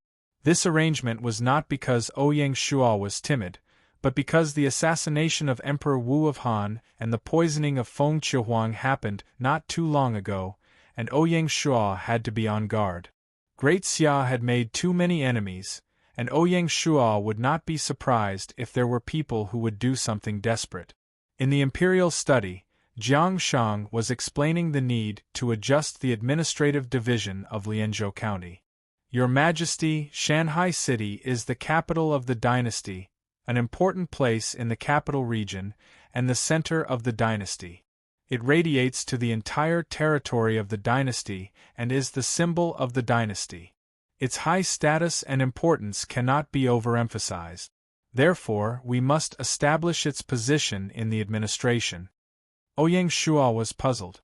Didn't I already make Lianzhou County into Zhili County? Forgive me for being blunt, but in the dynasty, the status of Zhili County is already on the low side. I suggest that we follow the Tang dynasty's system and promote Shanhai City to be the capital, change Zhili County to be the capital governor, and set up the capital governor. What is the capital? It is also big. What is the teacher? It is also the masses. The residence of the emperor must be described with the words of the masses, so it is named the capital. The capital is big, and the omen is many. Naming it the capital governor showed the grandeur and scale of the capital of a great country. After listening to Jiang Shang's explanation, Ouyang Shuo learned a lot. He did not expect that the capital, which he was so familiar with, actually had such an illusion. He smiled and said, "Approved." Although it was just a name change, there was an extraordinary meaning behind it. Your Majesty is wise. About the candidate for the capital governor, does the cabinet have anyone to recommend? Ouyang Shuo asked. Jiang Shang was stunned. This was something he did not think about before he came. Logically speaking, it was natural for Zhili County to be changed to the capital governor, and the former Shanhai magistrate Zhang Wenzhong to be the capital governor. According to His Majesty's words, he was prepared to change the person. Your Majesty, are you dissatisfied with Zhang Wenzhong, or do you have other intentions? Jiang Shang could not make up his mind at the moment, so he could only seek stability and said, I think that Shanhai magistrate Zhang Wenzhong is a suitable candidate.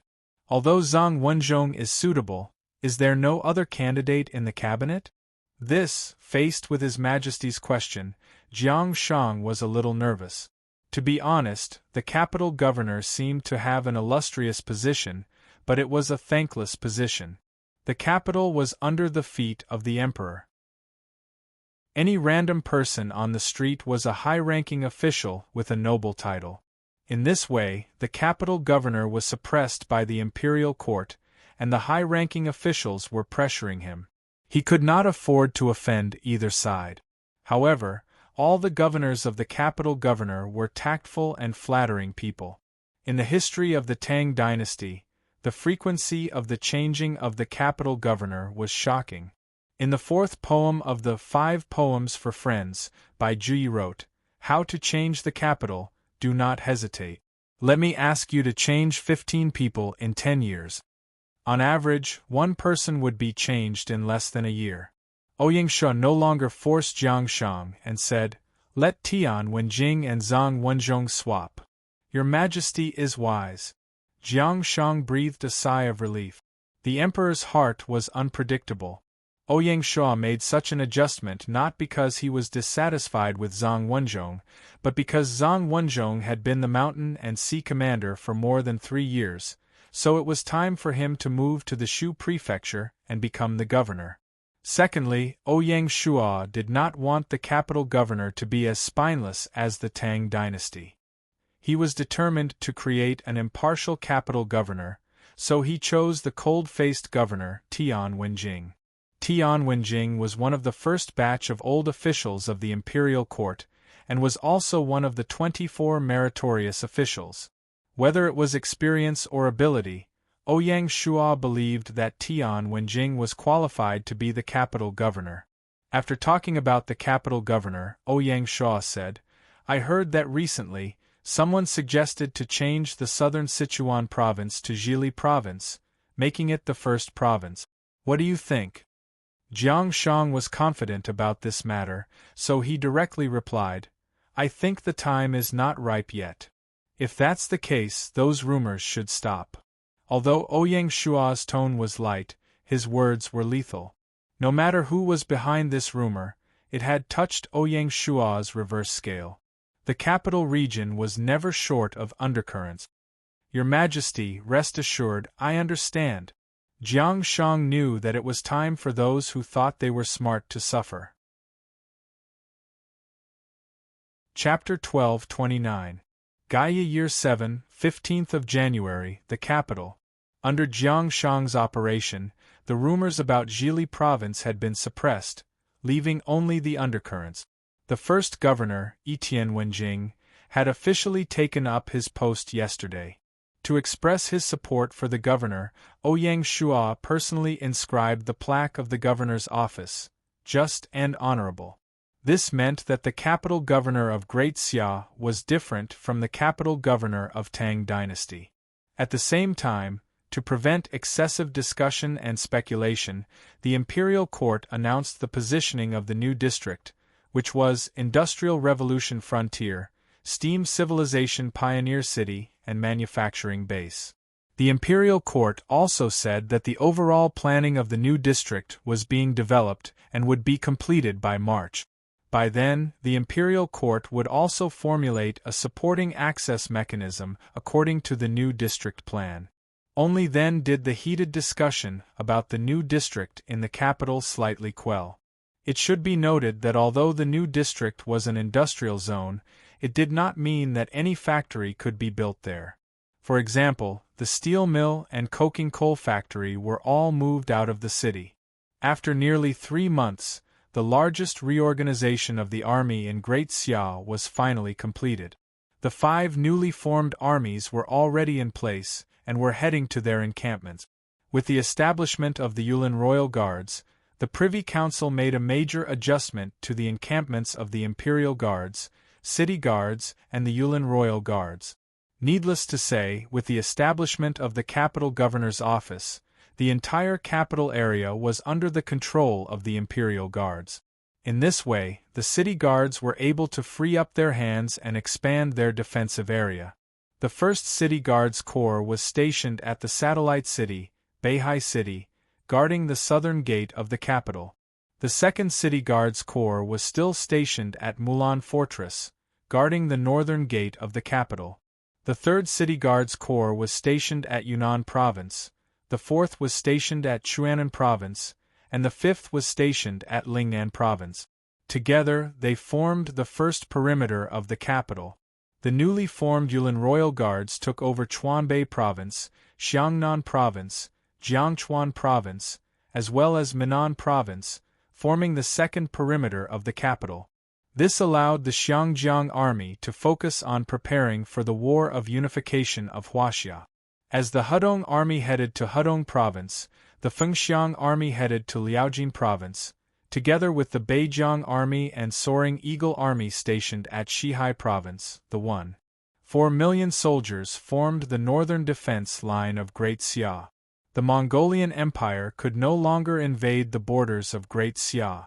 The last one was the African theater of operations. With the departure of the Ravenous Wolf Army and the North African Army to Africa, the North African garrison had to support 4 army groups with just 2 provinces, a total of 1.4 million soldiers. For this reason, Ouyang Shua had no choice but to instruct the Bureau of Military Affairs to send batch after batch of provisions to the African war zone. Even so, it was only treating the symptoms and not the root cause. Because of this, Ouyang Shah issued an edict ordering the African Theater of Operations Command, which had already been established, to immediately mobilize and start the battle of the century to occupy East Africa. The first batch of targets was South Sudan and Kenya. South Sudan had a total of 1 million players, and Kenya had a total of 4 million players. The imperial guards of both countries added up were no more than 250,000. Even with the addition of the territorial army and combat players, they still weren't a match for Great Xia. Moreover, the aftermath of the natural disaster in Africa had yet to subside, and there was an extreme shortage of food. As long as Bai Qi, the commander of the African war zone, played the food card well, it would be a piece of cake. For this reason, Ouyang Shah issued an order to directly take out half of last year's food reserves and transport them to the North Africa Guardian's mansion. They had to take advantage of the natural disaster and quickly conquer the East Africa region before the European Empire could react. With the edict, the million-strong army was immediately mobilized. At the same time, on the route from the North Sea Bay to the Gulf of Aden, 1,000 cargo ships belonging to the Huaxia shipping group transported food and supplies back and forth under the protection of the Indian Ocean Fleet. Great Xia, which had been asleep for 3 months, bared its fangs once again. Imperial Palace, Imperial Study. Although the war in East Africa was raging, Ouyang Shah did not pay much attention to it. The matters of the battlefield were handed over to the Grand Council and the African Theater of Operations. He did not interfere. Professional matters should be left to the professionals. As the emperor, Ouyang Shah's focus was still on the internal affairs of the dynasty. Gaia had stopped spawning refugees, which meant that the population growth had entered an extremely slow period. However, the imperial court's industrialization, collectivization, and corporate system were being accelerated, so there was an urgent shortage of talents. If there was no large amount of fresh blood to replenish the population, it would definitely affect the speed of the imperial court's strategic advancement. Under the situation where the population could not increase, the only way was to improve the quality of the population, or in other words, to make full use of the existing human resources. And the group that wasted the most human resources was undoubtedly the huge group of players. As the Great Zhou dynasty continued to decline, out of the 100 million players in the Huaxia region, 90 million people lived under the rule of Great Xia. Most of them had been drifting away from the dynasty's system all along. Roughly counting, how many players had Great Xia absorbed into its system until now? Firstly, they absorbed the guild's elite players into the army. Secondly, a group of players ran farms and shops in the imperial court. They were considered to have half a foot into the dynasty's system. Thirdly, a few players like Meng Jida, who were deeply trusted by Ouyang Shah, were lucky enough to enter the Great Xia bureaucracy. This included professional talents recruited by a group of organizations such as schools and banks. Apart from that, the rest did not seem to have anything to do with the imperial court. The utilization rate was less than 1%. That was a great waste. Revealing the players' external identities, these people were engaged in various industries in reality. Together, they weaved a complicated and tightly organized social network that was capable of handling all social production matters. In other words, every player was considered a talent. But why hadn't anyone noticed this before? Firstly, after 6 years of change, the feudal lords aside, even the adventurer players themselves had completed a change of identity. As they got deeper into the game, they gradually forgot about their actual jobs in reality. 6 years was enough for a person to change their way of living. Secondly, there were refugees coming into the territory continuously. Naturally, the feudal lords would make use of the refugees subconsciously and treated them as their people. They always felt that there was a layer of distance between them and the adventurer players. They could not get close to them. It was just like how Ouyang Shah kept his distance from the adventurer players in the beginning. Naturally, the reason why they were not close to the adventurer players was not because of the feudal lords. To the adventurer players, how could they change their minds so easily? They entered the game world together, so why did they have to live under the feudal lords' rule and obey their management? The indignation only disappeared gradually in the 6th year of Gaia. The disappearance of the indignation was not because the players had thought things through, but because the situation had changed. Firstly, the world was set in stone. The royal city was gone and the glory was gone. The players had no choice but to seek refuge under the dynasty's rule. It was no longer possible for the adventurer players to open up a new world outside of the territory. Secondly, as the achievement points were updated in real time, the benefits in the game and the players' personal benefits in reality were closely linked. Hence, everyone dared not play the game with the mentality of a game anymore. It was contradictory, but it was the reality. Since the game was equivalent to reality, then for the sake of benefits, the players' surrender was understandable.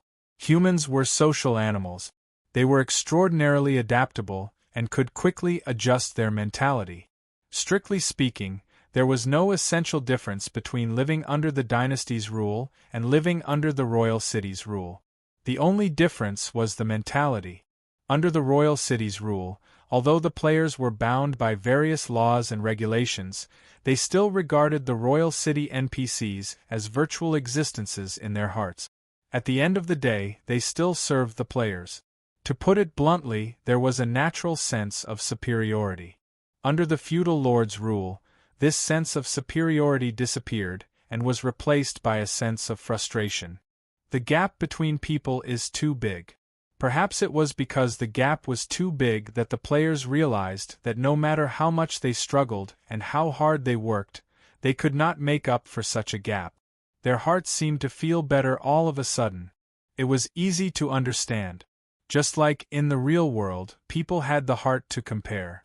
When a person faced a classmate who was only slightly better off than them, they might be envious and jealous and subconsciously compare. But when faced with the richest man in the country, they could not be jealous or compare. Because the two sides were not on the same level. When faced with the richest man, ordinary people might ridicule and worship him, but they would never have the heart to compare. Because there was no way to compare, there was naturally no so-called sense of frustration. In the game world, the situation was the same. Compared to ordinary players, an existence like Ouyang Shua was even more exaggerated than the richest man in the world. Therefore, recently, the players living within the borders of Great Xia had gradually begun to recognize Great Xia. At least, there was no longer unnecessary frustration and indignation.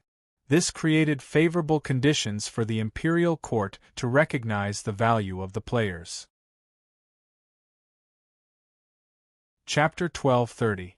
In the solemn royal study room, Ko Zhuan, the Vice Minister of Human Resources, Zhang Tingyu, the Deputy Minister of Administration and Director of Appointments, and Pei Yun, the Director of Civil Affairs, gathered together. After much deliberation, Ouyang Shua finally made up his mind.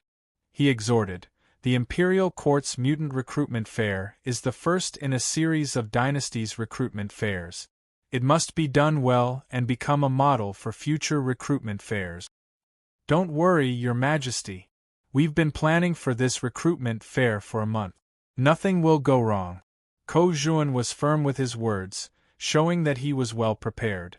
It was because they knew the significance of this recruitment fair to dynasty. A month ago, after Ouyang Shua's suggestion, the cabinet discussed it repeatedly and asked for the opinions of the ministers. The imperial court finally came to a consensus and decided to integrate the massive mutant community into dynasty's system. Great Xia, from the imperial court to the prefectures and counties, from all levels of government offices to banks, schools, and other organizations to corporations, would all be open to mutants to recruit talents. As long as the job requirements were met, the imperial court would not set any obstacles for mutants. After 6 years, Great Xia finally built a complete and well-organized system. No matter how many players were recruited, there was no need to worry that the system would be overturned. That was where Ouyang Shua's confidence came from. 6 years of hard work had finally come to fruition. If that's the case, get it done. Yes, Your Majesty. On the 20th of January in the 7th year of Gaia, Great Xia's external publicity department held a press conference to announce the Imperial Court's notice on large-scale recruitment of talents from the mutant community. As soon as the news was released, Great Xia was in an uproar. There were people who were excited, people who were watching, and people who were envious and jealous. This notice would change the fate of many people and families. Capital, Street 1007, in the west of the city. There was a group of special tenants living in the street. Most of them were over 50 years old. Although they were casual players, their background was not simple since they could live so leisurely in the capital. On the morning of the 21st, Ouyang Shua, dressed in casual clothes, came to the street quietly with 4 Shenwu guards. He walked into a courtyard in the middle. Street 1007 was planned and built by the construction department before it was rented out. The courtyard was quaint. There was a grape trellis on the left and some vegetables and fruits were planted around it. There were loofah, cabbages, and cucumbers. It was very interesting. Under the grape trellis, there was a wooden table and 2 rattan chairs. 2 white-haired old men were enjoying the winter sun as they drank tea and played chess leisurely.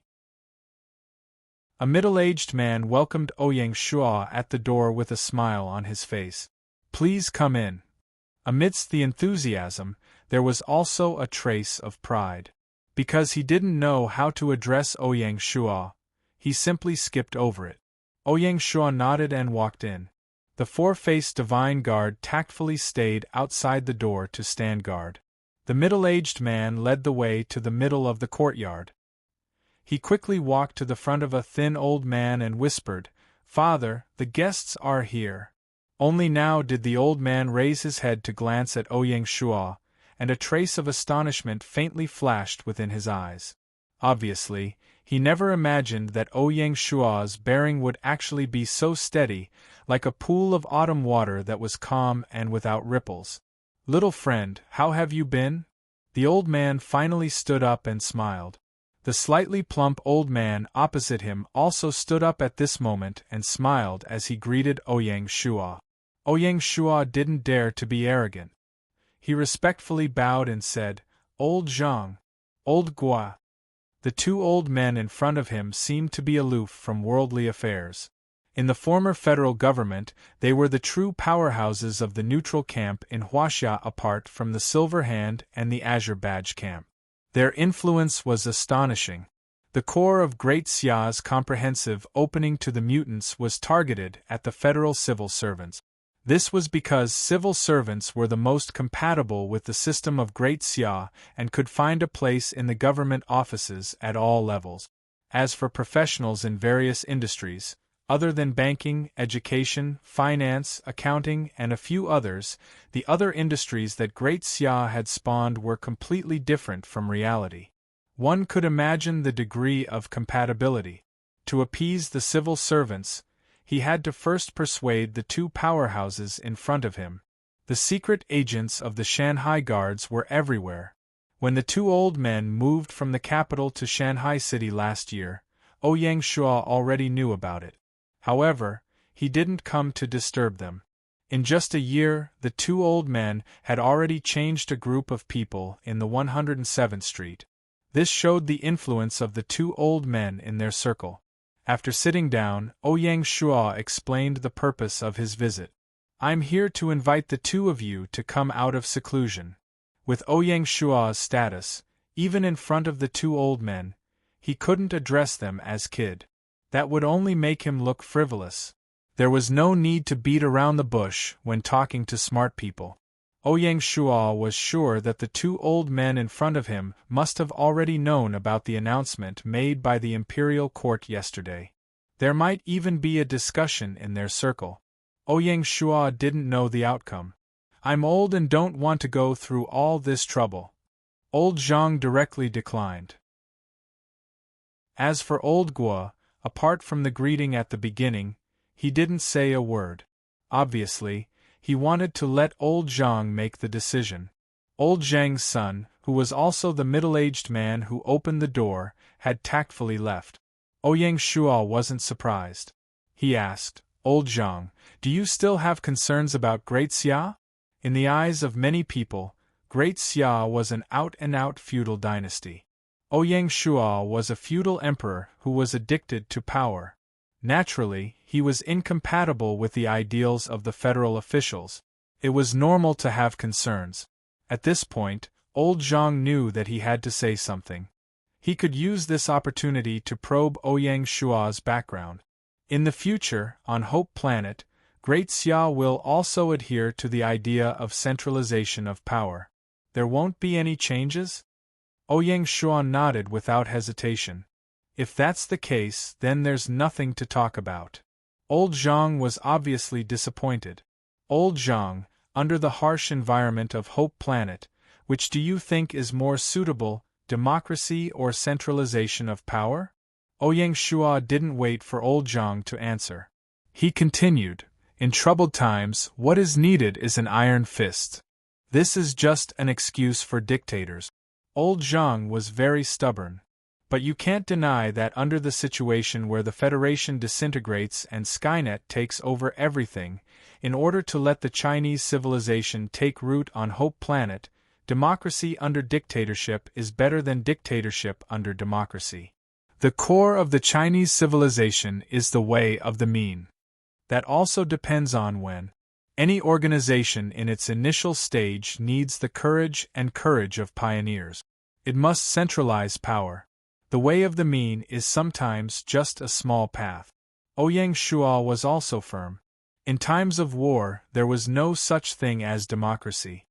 Is this the reason for Great Xia to wield the butcher's knife against the people of other countries? As a former federal official, old Zhang's concept of nationhood was relatively weak. Naturally, he couldn't accept Great Xia's method of conquering the world. Ouyang Shuo replied, "On Hope Planet, the most important thing is to establish a new order. In order to maintain this set of order, evil is also necessary. Elder Zhang should have a deeper understanding of this than I do." In the process of establishing the Earth Federation, there was no small amount of bloodshed. What do you mean by a new order? Old Zhang wanted to get to the bottom of it. The country. This was the first time Ouyang Shuo revealed his ambition for Hope Planet. "You." Old Zhang stood up angrily. Ouyang Shuo, however, was unmoved. Hope Planet is so vast. Under the premise of Skynet taking over everything, the national boundaries that disappeared on Earth will definitely be established again. Old Zhang, are you really surprised? Ouyang Shuo's eyes seemed to be able to see through people's hearts. Silence. After a long time, old Zhang said tiredly, "You can leave. My attitude will not change." Ouyang Shuo saw that there was no way to continue the discussion. Although he was a little disappointed, he wasn't someone who would give up easily. Before he left, he said, "The door of Great Xia will always be open to both of you." After saying that, he disappeared at the end of the street surrounded by the divine martial guards. In the small courtyard, old Zhang's son walked out of the room and said anxiously, "Father, isn't it inappropriate to reject him like this? Some uncles are in favor of becoming an official in Great Xia." Old Zhang waved his hand tiredly. "Let's observe him for a while more." Seeing this, the middle-aged man wanted to say something but didn't dare to say anything in the end. He turned around and left the courtyard. He's still too inexperienced. Old Zhang looked at his son's back and let out a disappointed sigh. He turned around and sat down on the rattan chair again. He looked at old Gua, who had been silent all this while, and asked, "What do you think? Indeed, he's not an ordinary person. He's a promising talent." Old Gua obviously admired Ouyang Shuo very much. Even so, he still said firmly, "What you're doing is right." He might not even know what kind of mission and burden he's about to shoulder. Let's observe him for a while more. I hope so. The two old men's eyes met in the air, full of expectation. Chapter 12:31. Although Ouyang Shua was a little disappointed when he left the 107th Street, he wasn't nervous. He was disappointed because through this matter, Ouyang Shua realized that China's upper circle still didn't acknowledge him. This proved that his influence was only among the commoners and didn't extend to the elites. At the very least, its influence was not as great as Ouyang Shua had expected. He was not nervous because Great Xia's current status as the successor of the Hua Xia civilization was unshakable. In the entire world, apart from Great Xia, no one else could speak for the Hua Xia civilization. This was the general trend. As long as the Great Xia dynasty didn't sink, Ouyang Shua, who was in control of the situation, was an invincible existence. As for how to get the elites to gradually acknowledge Ouyang Shua's ideals and not look at him, the emperor, with prejudice, that would require the joint efforts of both sides. More time was needed. Ouyang Shua was walking on a path that surpassed the influence of the game world. The small incident that happened in Street 1107 did not affect the liveliness caused by the recruitment notice. Hua Qihua was one of the lucky ones. In reality, Hua Qihua was a senior accountant, serving as the finance director of a well-known company. He had a beautiful and virtuous wife and a smart and lovely daughter. He could be regarded as a winner in life. Interstellar migration had completely changed Hua Qihua's fate. Hua Qihua was a typical bookworm. He had almost zero contact with virtual reality games. After being forced to enter the game world, he first switched to a combat profession player. In the end, he was not used to fighting in the wild. After his defeat, he changed his profession to a lifestyle player and prepared to start a business. However, he lacked the funds to start a business. The family lived in poverty in Jianye, but fortunately, his wife was virtuous. In the face of the sudden impoverished life, she did not abandon Hua Qihua, so the family of three managed to survive. Only when Gaia activated a time limit for exchange of achievement points, Hua Qihua gritted his teeth and exchanged all his achievement points for gold coins. He targeted the equipment market and was prepared to go all out. At this moment, Morning Snow rose, obtained a large number of obsolete weapons and equipment from Great Xia and put them into the equipment market. This caused the prices of the equipment to plummet, and Hua Qihua's hard-earned capital returned to its original state. It wasn't that Hua Qihua wasn't smart. It could only be said that in the game world, he lacked symmetrical business information.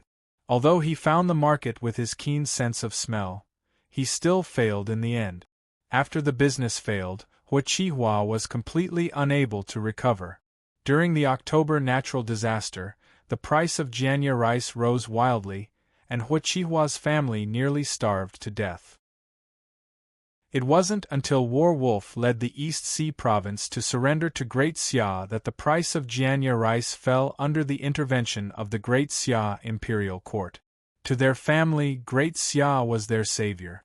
After the imperial court issued the recruitment notice, Hua Qihua immediately teleported to the capital to apply.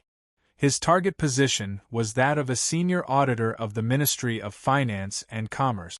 With a strong resume, Hua Qihua was lucky enough to be hired by the Commerce Department.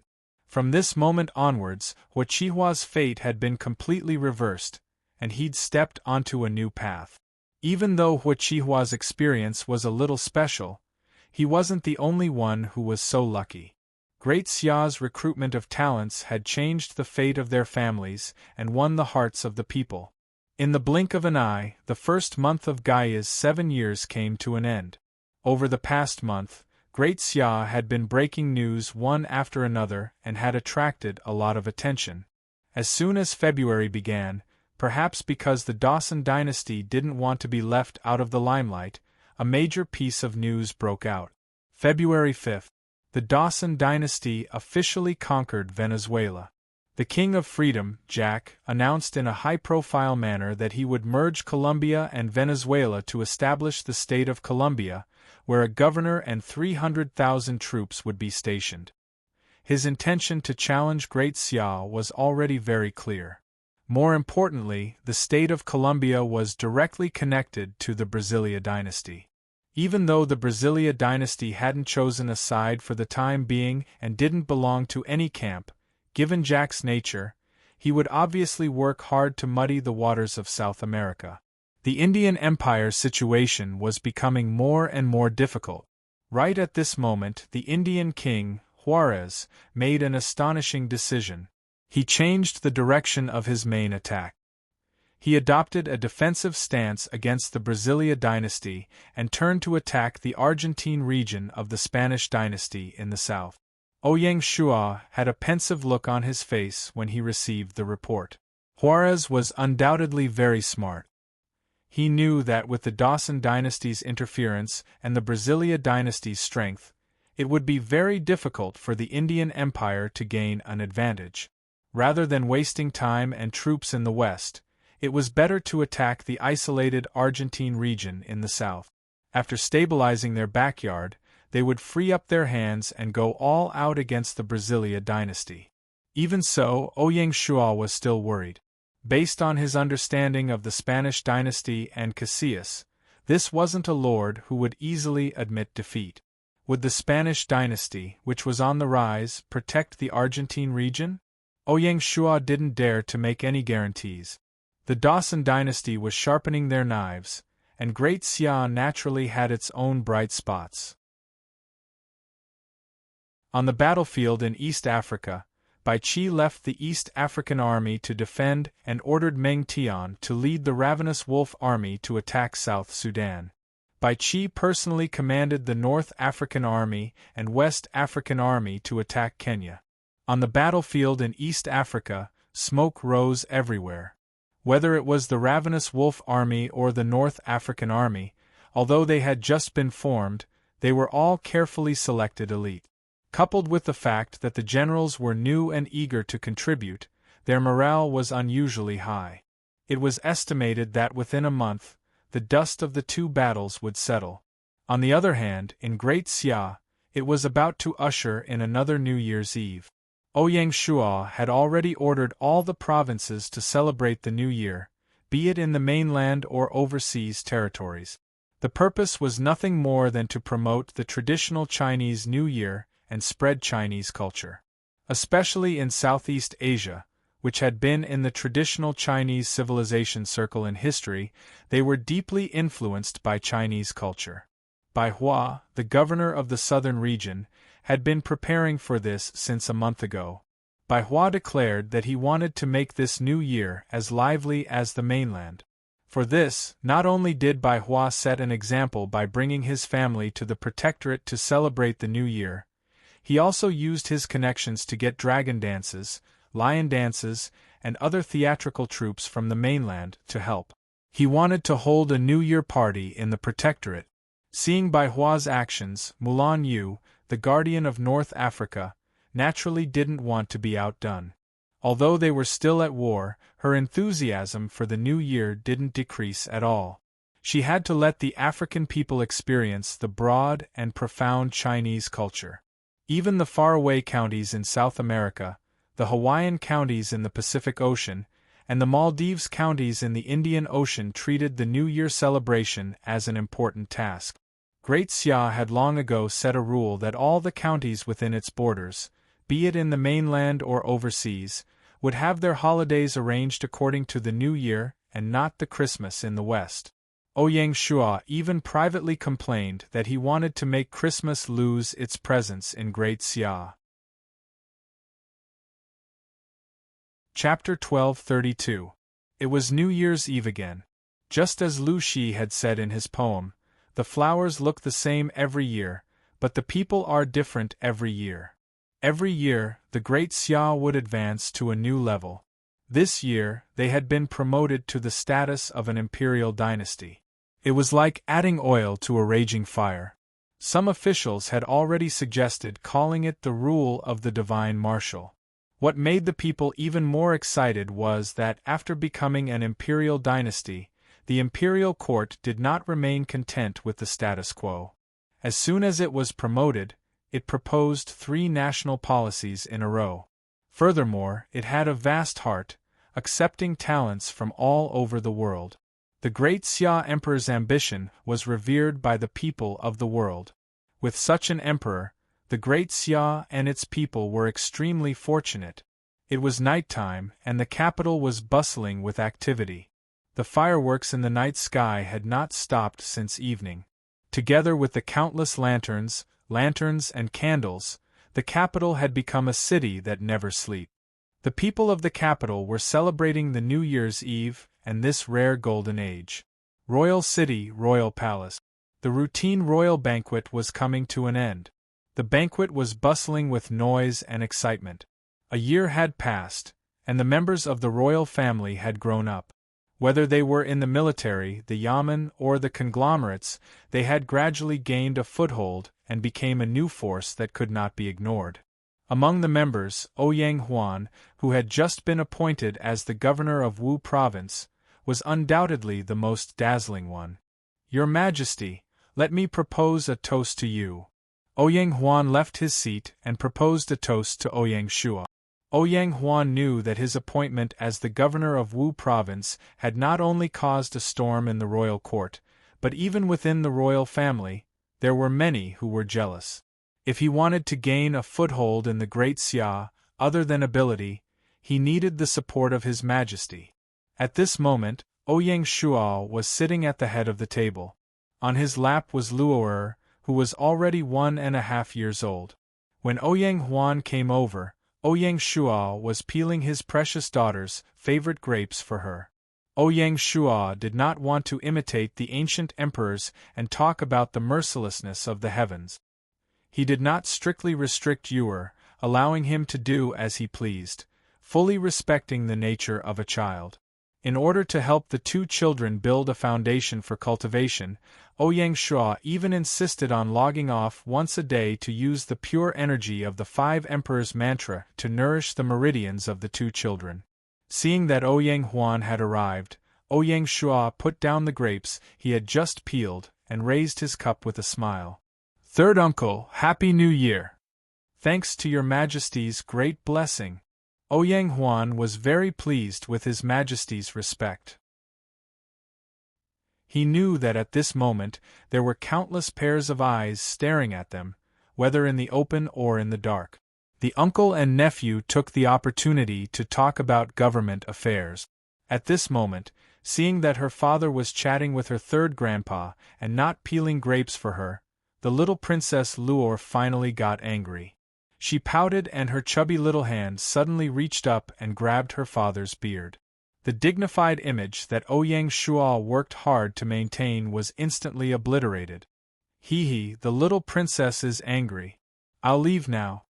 Seeing that His Majesty had made a fool of himself, Ouyang Huan knew that it would not be appropriate for him to stay there and watch. After chatting for a while, Ouyang Huan had already achieved his goal. In fact, how could Ouyang Shua care about such trifles? He said, "Third uncle, take care." Then he turned around and started to coax the little princess, peeling grapes for her as an apology. Speaking of the beard that was grabbed by Luor, there was a story behind it. Ouyang Shua was young, and it was not easy for him to subdue a group of civil and military officials. At least from his appearance, he was too young and did not give people a mature and steady feeling. Because of this, Song Jia suggested that Ouyang Shua grow a beard to make up for the age gap. Ouyang Shua readily followed her advice and grew a beard. Indeed, he looked much more mature. At first glance, he was no longer a hot-blooded young man who had just entered the game, but a mature uncle. Although he was a little old-fashioned, Ouyang Shua was still very satisfied. After the small interlude, the whole banquet was coming to an end and everyone dispersed. On the first day of the first month, there was a sacrifice to the ancestral temple as usual.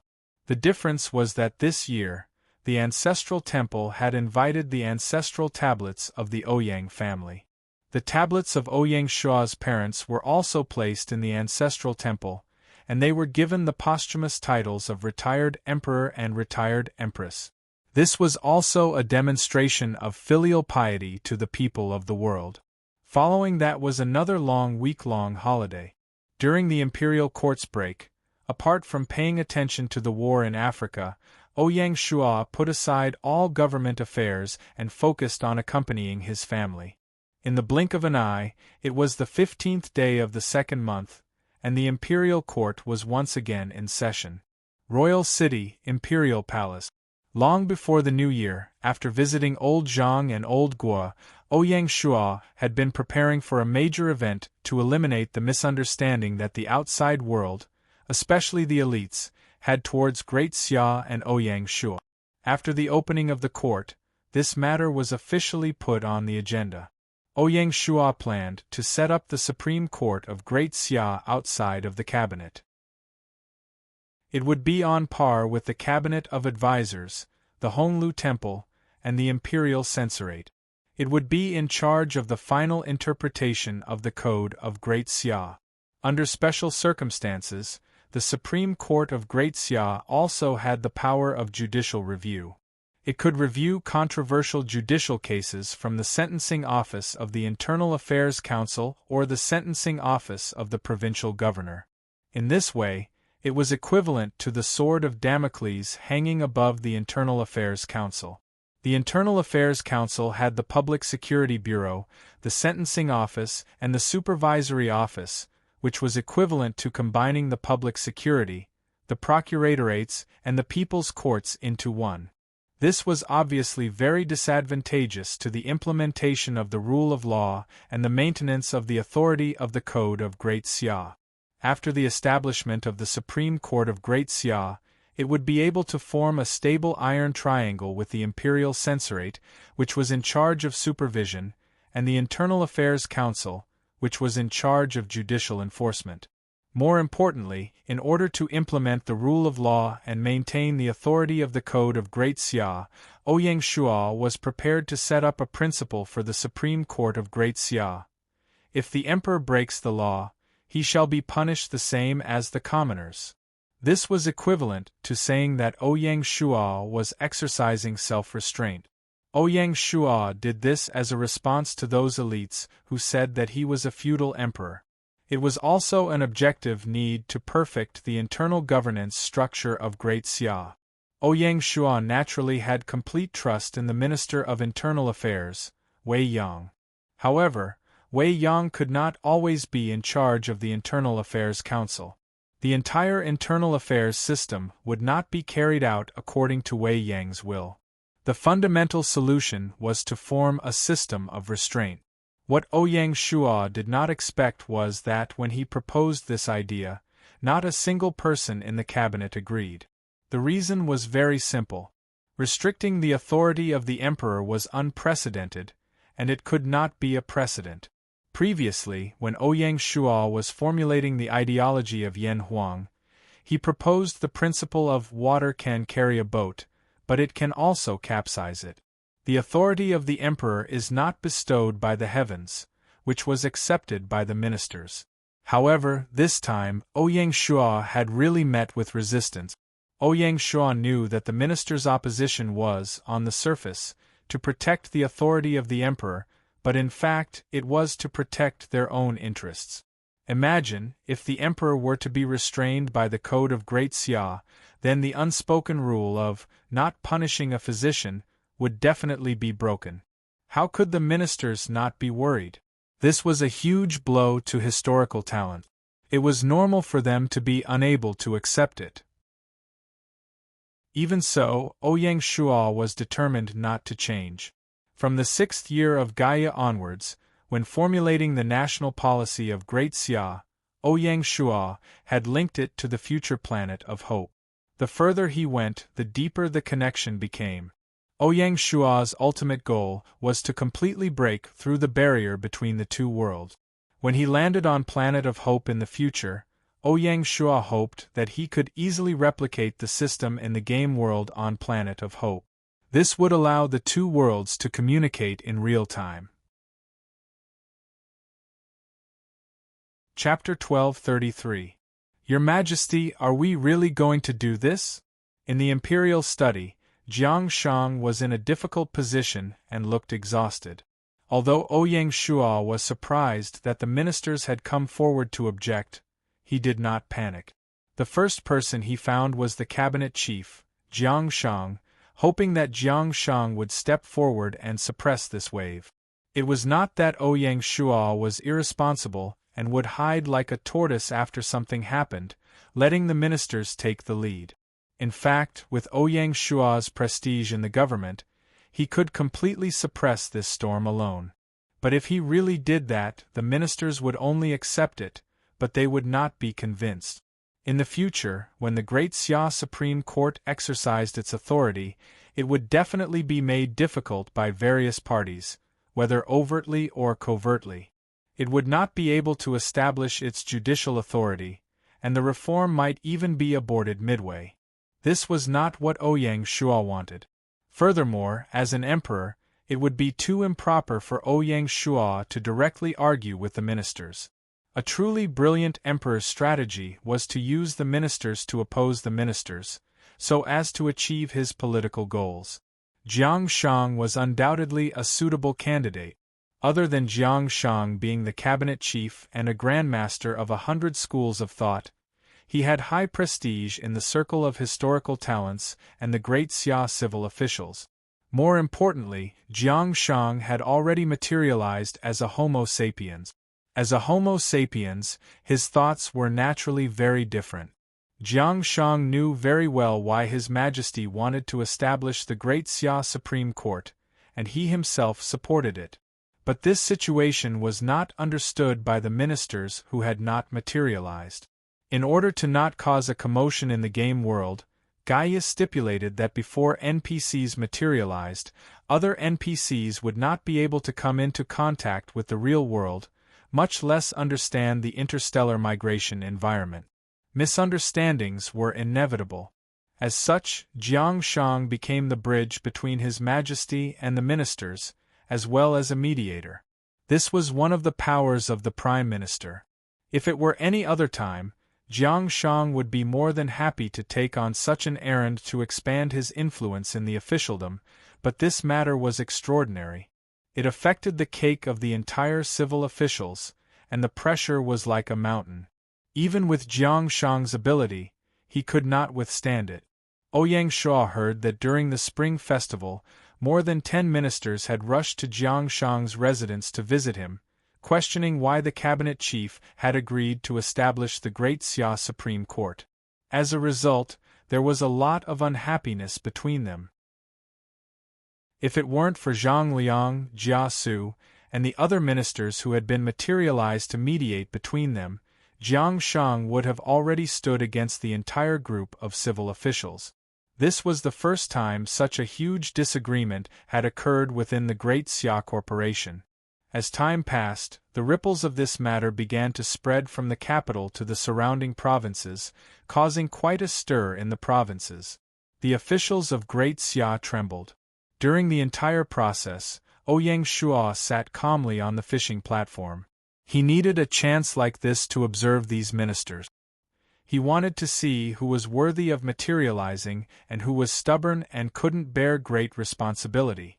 With Great Xia's unstoppable unification of Huaxia, almost all of the talents in Huaxia's 5,000 years of history were captured by Great Xia. When the forest grew bigger, there would naturally be a mix of fish and dragons, mud and sand. The undercurrents during the Spring Festival were all recorded by the Mountain Sea Guards, from the imperial court to the prefectures and counties. One by one, they were brought to Ouyang Shuo. Among the officials in the capital, the one who was the happiest was the head of the Civil Affairs Bureau, Pei Yun.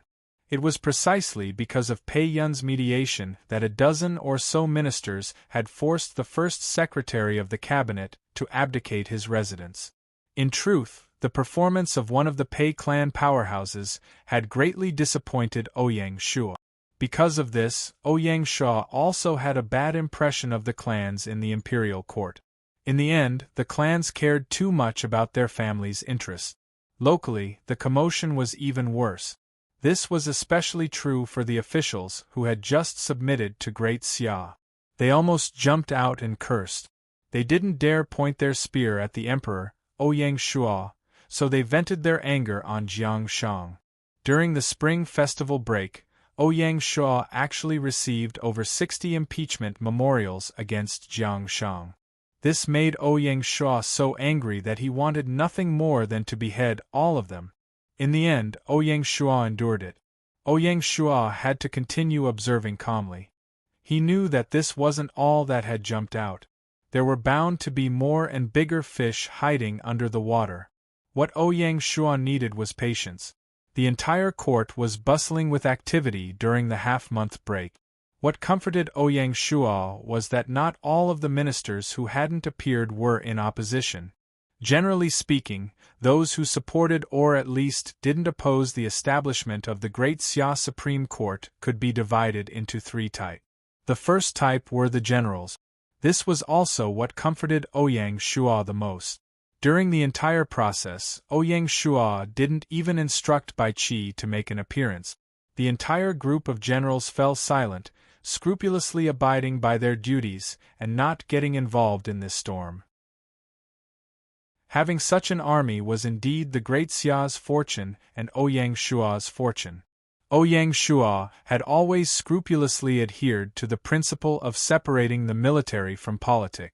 The army was not allowed to interfere in politics. It had withstood the test of this storm and bore the fruits of victory. The second type were the old officials of the imperial court.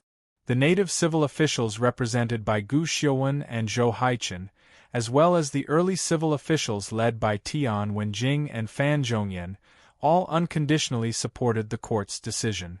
This also made Ouyang Shuo feel very gratified. They did this because they were most loyal to Ouyang Shuo and were truly loyal to him. Secondly, it was because they used to be by Ouyang Shuo's side and were influenced by him, so they were more open-minded. The third type were the truly ambitious people. Not only did they not oppose it, but they also firmly supported the imperial court and supported a certain limit on the imperial power. Xing Guofan, Wei Zheng, Di Renjie, and the others were the representatives. What surprised Ouyang Shuo the most, but also the least, was that the Minister of Internal Affairs, Wei Yang, firmly supported the establishment of the Great Xia Supreme Court. One had to know that once the Great Xia Supreme Court was established, the Minister of Internal Affairs would have the greatest impact. The fact that Wei Yang didn't care about his personal gains and losses and objectively evaluated the matter from the perspective of the rule of law made Ouyang Shuo feel very gratified. He felt that he had not misjudged Wei Yang. The legalist was indeed a legalist. After the opening of the court, the storm hadn't subsided yet. Ouyang Shuo didn't plan to wait any longer. This time, not only did he want to establish the Great Xia Supreme Court, but he also wanted to use this opportunity to clean up the Great Xia bureaucracy. When Jiang Shang learned of this, he was put in a difficult position. Upon seeing this, Ouyang Shuo consoled him. "Minister, if there's plenty of time, I wouldn't want to do this either. However, it's already the 7th year of Gaia. Time waits for no man." Ouyang Shuo was obviously anxious. In the next 3 to 4 years, the Great Xia had to continue expanding its territory and crush the Silver Hand and Azure Badge. It also had to complete its internal transformation before reaching Planet Hope. Regardless of which it was a thorny matter. How could he not be anxious? "I understand." Jiang Shang nodded with mixed emotions. He knew His Majesty's difficulties and said decisively, "Your Majesty, please rest assured. I will do my best to mediate this storm." "Thank you for your hard work, Minister." Ouyang Shuo was filled with emotions as he looked at Jiang Shang's silver hair.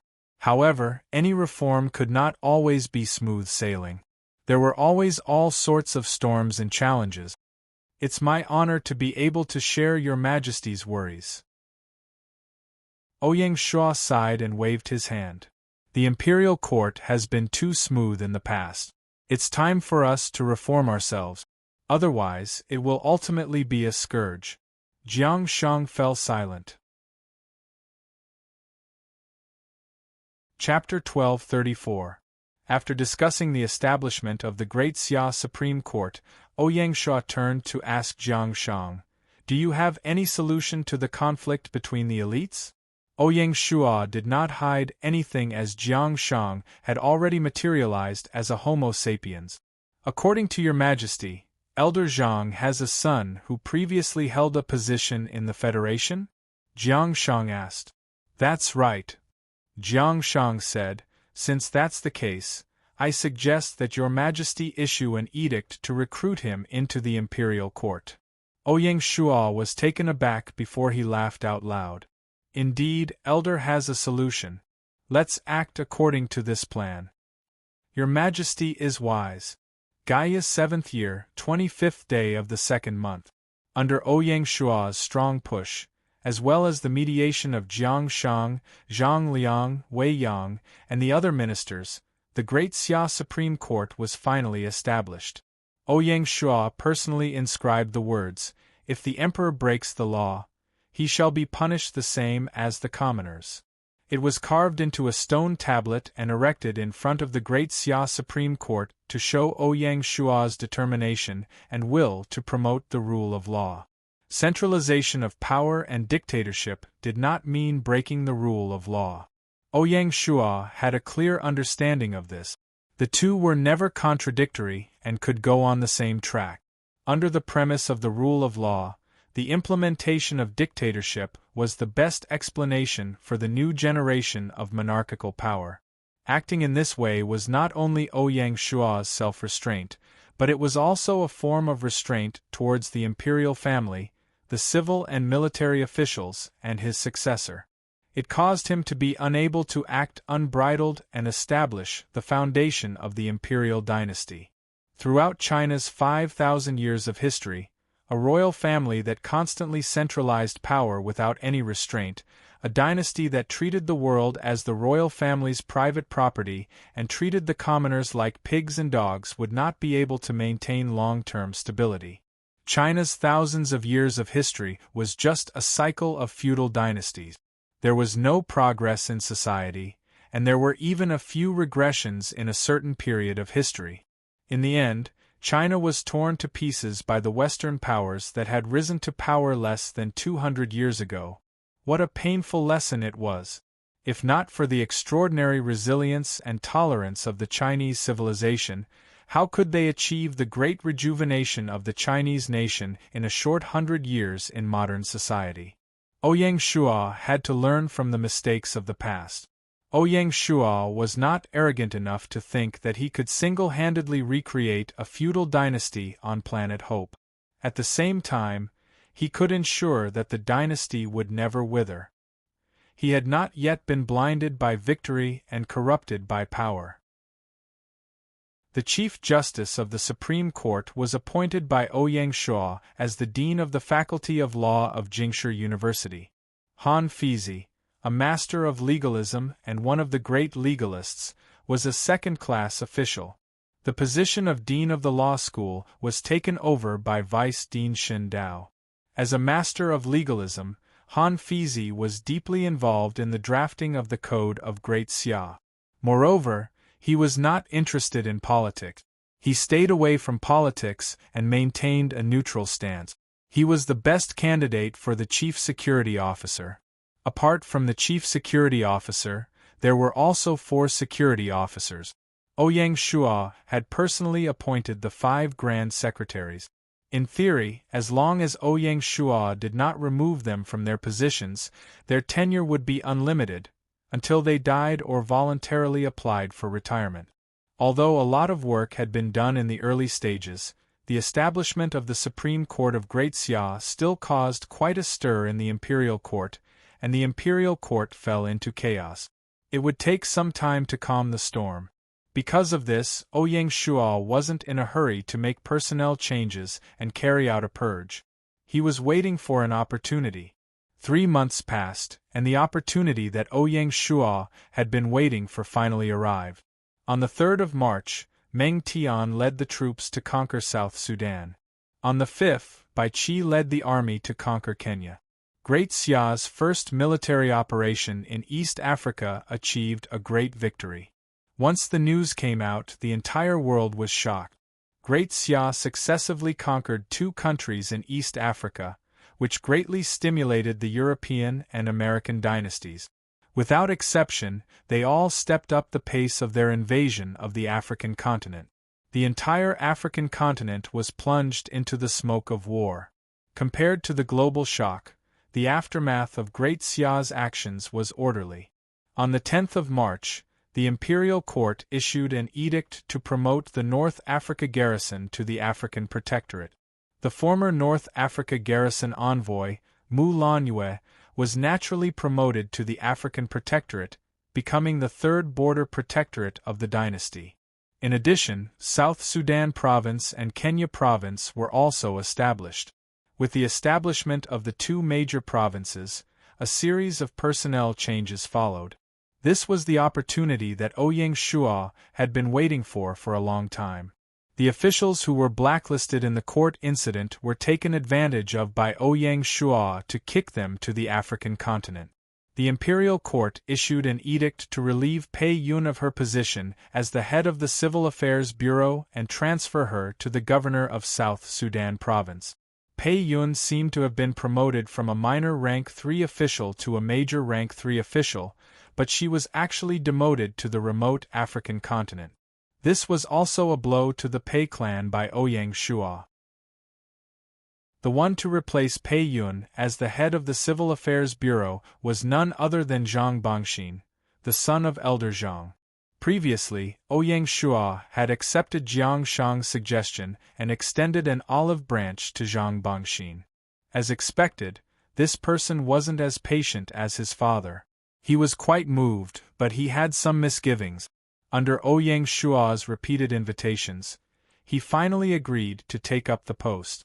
Zhang Bangxin had gone from an outsider to an important official in the imperial court. This caused many people to be envious. Ouyang Shua's actions were firstly to pry open the doors to the elite class, and secondly, to buy a good bone with 1,000 gold. Ouyang Shua didn't believe that the others wouldn't be moved by Zhang Bangxin's good start. Just like that, Ouyang Shua had beaten the Pei clan and exiled the troublemaker Pei Yun. He had also won over the hearts of the elite class. It could be said that he had killed 2 birds with 1 stone. Even Jiang Shang couldn't help but sigh in admiration. The imperial court issued an edict relieving Chao Can of his post as Yunnan's governor and transferring him to Kenya's governor. Doubtlessly, Chao Can was the provincial governor who had caused the most trouble among the local officials. After the incident, Ouyang Shua had also analyzed why Chao Can had the guts to impeach Jiang Shang. Moreover, his words were fierce and incisive. In the end, there were 2 reasons. Firstly, Chao Can was a meritorious founding minister of the Western Han dynasty. Deep down, he still adhered to the Spring and Autumn and Warring States period doctrine of not punishing a great official. As such, he was instinctively opposed to the establishment of the Great Xia Supreme Court. The most important reason was probably the second reason. Chao Can was arrogant because he was an old subordinate of Lingxi City and the most capable assistant of the current Southern Border Protector General, Bai Hua. Otherwise, so many officials could not understand why Chao Can, a person who did not have a violent personality, dared to have the guts to discuss the political policies of the imperial court. Chao Can had probably forgotten who it was who had pushed him into the position of Yunnan's governor. If it wasn't out of consideration for Bai Hua, Ouyang Shua wouldn't have just sent Chao Can to Africa. He would have fired him to the end and made an example out of him.